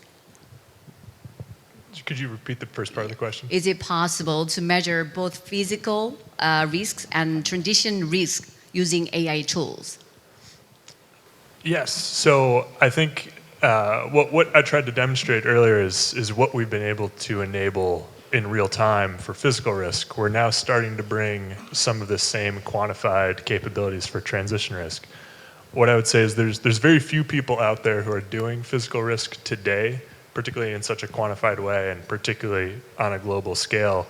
And it really does require AI capabilities, machine learning capabilities, and other statistical sciences to be able to take the enormous amount of climate data that's been made available from the last 20 to 30 years of climate modeling from our world's universities and research institutions and labs. So you really can't do this without AI, just to be able to digest that amount of information and to be able to represent it in a statistically consistent and bias-corrected way. So you have to use AI for physical risk. And because it's such a computationally intensive task, there are only a few players doing it. We are one of them. On the transition risk side, there's even fewer who are doing it quantified. There are some players out there who offer a qualitative signal and metric and rating system for transition risk. We are leveraging the data that we've accumulated on all of the world's assets, and we're providing a quantitative transition risk signal, starting with real estate assets, because then we can show this combined view of physical and transition risk. But then aggregating up to public equities, corporate bonds, municipal bonds, sovereign bonds, and other financial securities and instruments to show that you really can approach transition risk in as quantitative a way as you can with physical risk. And it's only taking this quantitative approach that you can find what the material risks are, which is really what's necessary for disclosing and for making appropriate decisions. We don't want to, I'll add this is probably one of my biggest concerns with the ESG movement, is that we don't add friction to the world's financial markets, because a lot of capital needs to be deployed to both adapt and mitigate and decarbonize the global economy. That requires an enormous amount of capital deployment from all of the world's banks, financial institutions, manufacturers, large corporations. We need to leverage AI and quantitative approaches and cloud-based approaches so that we can make this dissemination of ESG data as fluid and efficient as possible, so that we don't slow down in our approach to addressing climate change. All right, thank you. I hope you understand me addressing you as your first name instead of your surname. Oh, Right? yeah, absolutely. Okay. 자, 다음은 정준희 교수님 질문입니다. Okay, next question is for Professor Chung here. 우리 기업들은 사실 중국이나 동남아 국가 등에 위치한 해외 공급망에 대한 의존도가 상당히 이제 높은데요. TCFD 기반 공시에서 모든 해외 공급망에 대한 기후 실사를 수행해서 다 보도를 해야 하나요? 예. 간략히 답변 드리겠습니다. 이제 TCFD 같은 경우는 사실은 보고 기준이라고 볼 수가 있습니다. 그래서 TCFD 기반으로 만들어진 글로벌 기준인 IFRS S2나 혹은 이제 ESRS 또는 SEC Climate Change New Rule 같은 경우는 사실은 공급망 실사에 대한 이제 맨다토리한 규정은 없습니다. 오히려 이제 스코프 3 측정에 대해서 오류가 있을 수 있다라고 충분히 보고하고 있습니다. 그래서 이제 얼마나 적시에 잘 측정하느냐가 중요하게 생각한 이슈이기 때문에 오히려 이제 공급망 실사보다는 이제 추정의 다양성, 재량권을 충분히 허용하고 있습니다. 다만 CSRD나 CSDD에서 공급망 실사에 대한 이제 규제를 강화시키고 있습니다. 이번에는 이제 기후 변화에 대한 그 규제는 좀 빠졌는데요. 앞으로 이제 유럽 규제가 좀 강화되면 혹은 이제 서플라이 체인에 대한 이제 공시가 강화되면 그때부터는 이제 실사 규정으로 들어올 수도 있겠죠. 그런데 향후 한 3, 4년 동안은 그쪽에 대한 실사 이런 것보다는 스코프 3의 측정에 대해서 좀 더 강화시키려고 하는 이슈가 있습니다. 네, 감사합니다. Alright, back to Daniel. ESG 북이 raw 데이터, 뭐 예를 들면 탄소 데이터나 용수 사용량 입력 시 에너지 및 CO2 변환 등 그거에 대한 입력 화면이 따로 없는지에 대한 질문이 들어왔습니다. So does ESG book have a section where you can input raw data such as carbon data, energy and water usage data, etc.? Yes, I mean, Yes. that's exactly how we calculate essentially in the scores. We use raw data as disclosed. We then bring that up to what's called the SASB category level, so the diversity and inclusion and governance, and we then use that to calculate the score. But it all starts with the raw data.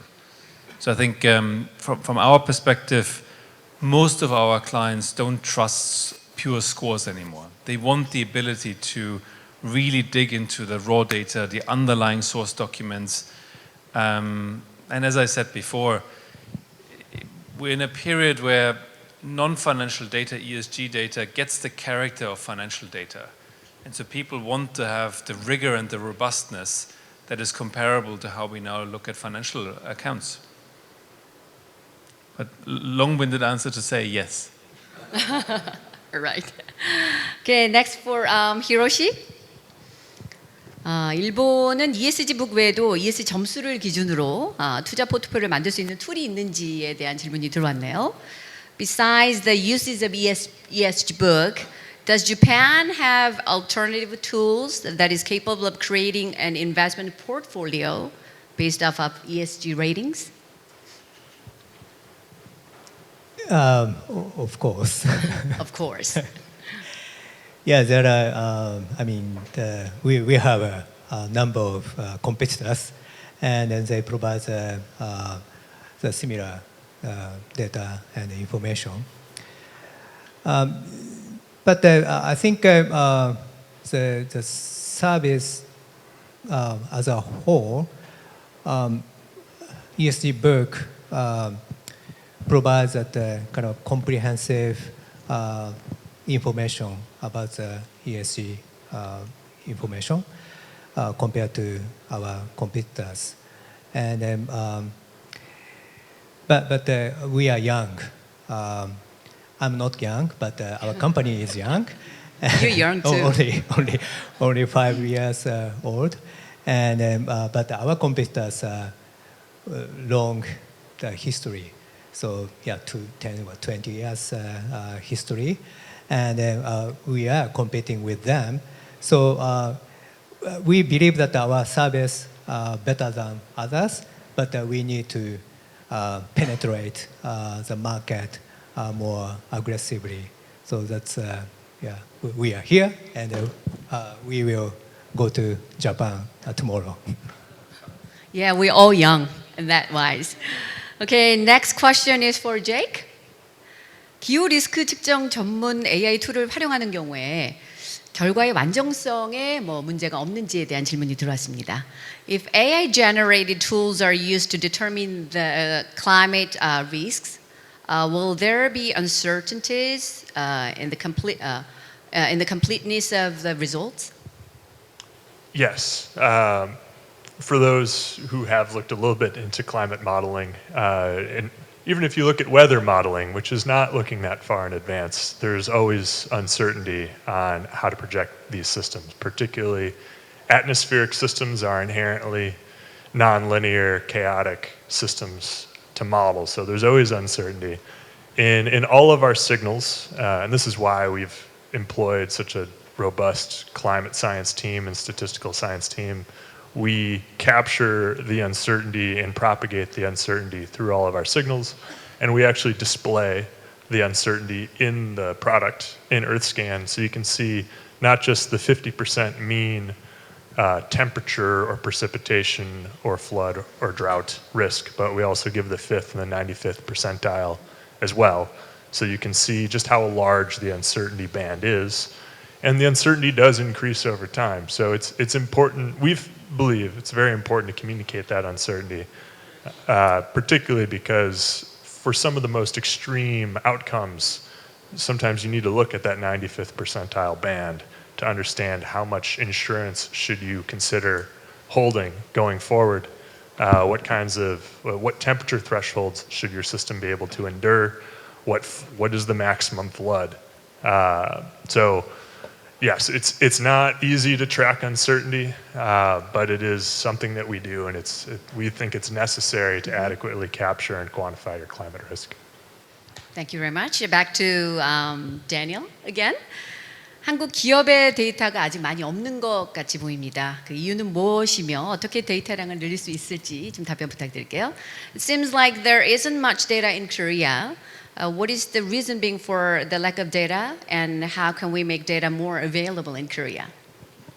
So I wouldn't say that there is little data in Korea. So if you look at the major listed companies, most of them have international investors, and therefore actually they report. So if you look at on the platform for the big 100, 200, 250 companies, actually the data set is very rich. The bigger complication is when you get to private companies, because private companies at the moment in Korea have hardly any reporting requirements. And so they haven't built the muscle, and essentially it's a discipline you need to build. It's people you need to train, it's data you need to track, and those are the companies that will feel the pinch from supply chain regulation the most, because it will come from one day to the other. Suddenly people will ask you questions that you've never been asked before. If you operate in the big international capital markets, if you have a listing on the NASDAQ, those are questions that are very, very familiar. So I wouldn't say there is little. I would just say Korea is probably more bifurcated than other nations where international companies have been on that journey for a while. More domestic and private companies lack the internal capability at the moment. Thank you.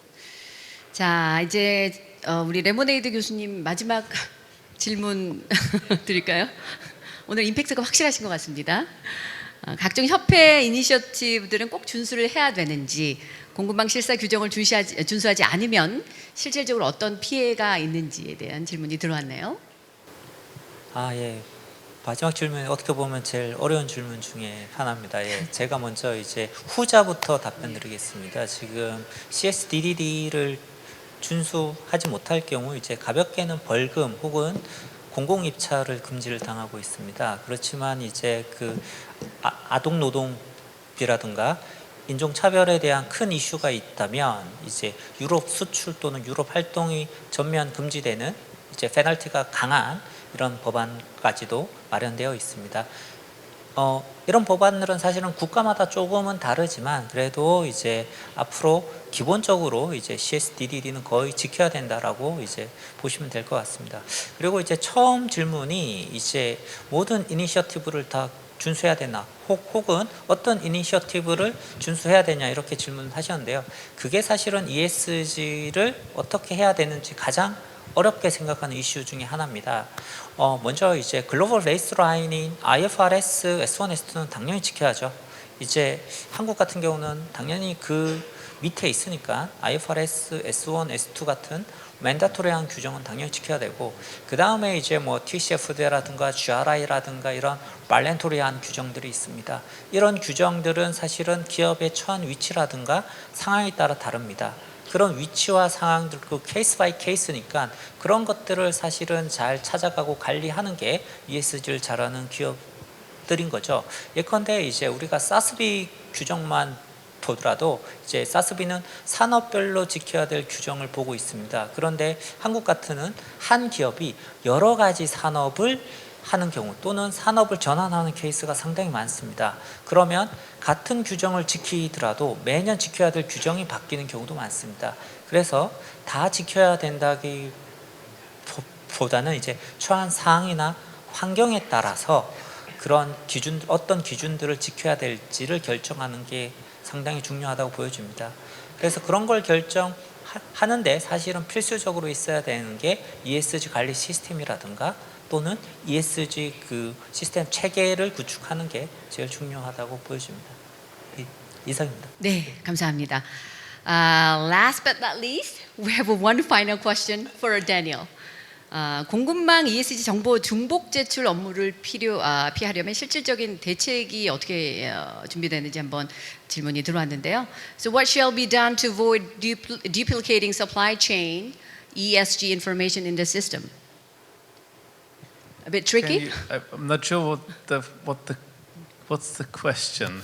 So there are a few things in there. I mean, obviously, one big danger is that we're double counting emissions. Maybe that's where the question is going. So obviously, at the moment, we calculate scope 1 and 2 for every company. That's pretty much what's in control. But in scope 3, as we heard from South Pole, is upstream and downstream. So it's what products is going, or what emissions is going into your product and your supply chain, but also how will your product be used by your customers. And obviously there we'll have quite a significant risk of double counting, because suddenly if you add it all up, you probably have 3, 4, or 5 times the total emissions. At the moment, I think this is quite healthy because it builds the data infrastructure and it builds the linkages, because you want to see which emissions lead into what product. In the long run, once scope 1 and 2 emissions calculations are getting robust, you will use those as your main measurement categories, because then you can add them up. So I think you always need to have both in mind. What's inside the company control, scope 1 and 2, but then also what's the full sphere of influence. And if you remember the data point that 90% of your emissions are normally outside of your control, as a company, you need to understand it. And as I showed you on the platform, we look at scope 1, scope 2, but then 15 subscopes of scope 3. While that sounds vastly complicated, it allows you to disaggregate, because you want to understand, is it business travel, is it fuel consumption, is it how your customers use the product?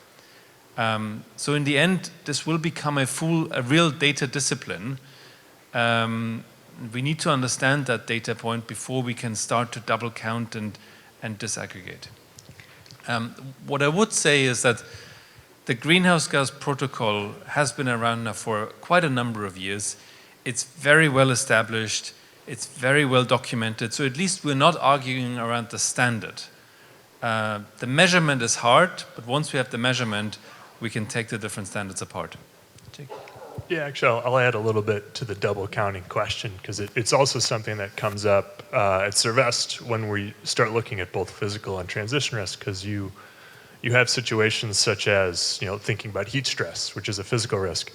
What is the material damage or impact of heat stress? Is it worker productivity? In some cases it is. Is it running your air conditioner more because you are dealing with higher temperatures or longer heat waves? Is that a physical risk or is that a transition risk? Because if you're running your air conditioner more because of heat stress and your electricity bill is going up, then that actually might be felt on your utility bill, which could be classified under TCFD as a market category transition risk. So I think the industry is only just now starting to identify, because we have these different frameworks, these different categories of risk, And some of these things are already disclosed if you think about a company's financial disclosure on what their exposure to an oil price or LNG prices might be, as we've seen for the last 18 months from the global energy crisis. We have to be sure not to accidentally double count or overestimate what your risk, your go forward climate risk is versus how you think about risk today. So it is a complex issue that is, I think, slowly getting unbundled. But just to conclude on that point, this all sounds incredibly complex, but at the same time, I would encourage everyone not to make perfection the enemy of progress, because in most of your businesses, there are a number of areas that are material, and that's where one needs to start, right? So you heard today a million different standards, a million different acronyms. All of this can be broken down into very human language, into things that are important. And you as business owners, you know what topics are important for your business. So don't make perfection the enemy of progress. Thank you very much for your sincere, but very clean-cut explanations. 자, 이렇게 Q&A 세션 수고하신 네 분의 연사님께 다시 한번 큰 박수 부탁드리겠습니다. You can all come out of the room. Thank you. 감사합니다. You know what? I have 100 more questions here, but I'll definitely save up some for next ESG conference because I have to be here again and want to see you again all. 네, 정말 최근 그 세계 트렌드를 보니까 그 기업의 사회적인 책임에 대한 인식이 공유되면서 그 종전에는 기업이 얼마나 많은 돈을 벌었느냐가 가치 평가의 척도가 됐다면 지금은 어떻게 버느냐가 새로운 글로벌 경제 이슈로 떠오르고 있습니다. 그런 의미에서 이번 컨퍼런스가 여러분에게 정말 많은 인사이트와 도움이 되셨기를 바랍니다. 자, 기다리셨나요? 오늘의 행사는 여기서 마무리를 해야 될 것 같은데요. 자, 이렇게 ESG 글로벌 스탠다드 The Future of Sustainable Korea 컨퍼런스의 막을 내리게 되었습니다. 이 자리에 함께해 주신 정말 끝까지 열심히 들어주신 여러분 모두에게 다시 한번 진심으로 감사 올리고요. 현명하신 여러분과 함께해서 정말 행복했습니다. 저는 지금까지 대한민국 제1호 ESG 전문 MC 임윤이었습니다. 다음 시간에 또 뵙겠습니다. 감사합니다.